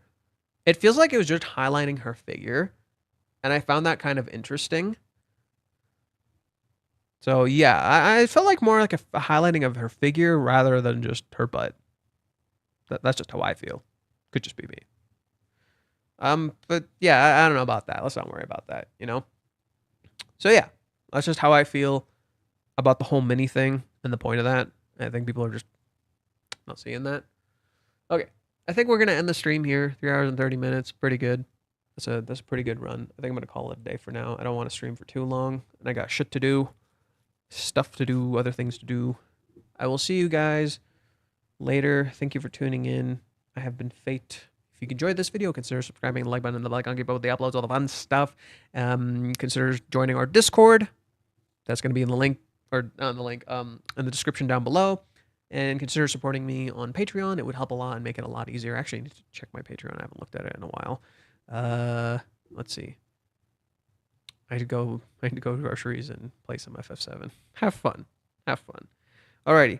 I'll see you guys later. Thank you for tuning in. I've been Fate. And remember, keep an open mind. Try to be kind and respectful to other people. Try to see the women and the men around you in your life, please. Be more respectful. And remember, let's mosey. Okay. Take care, fellas. I'll see you later.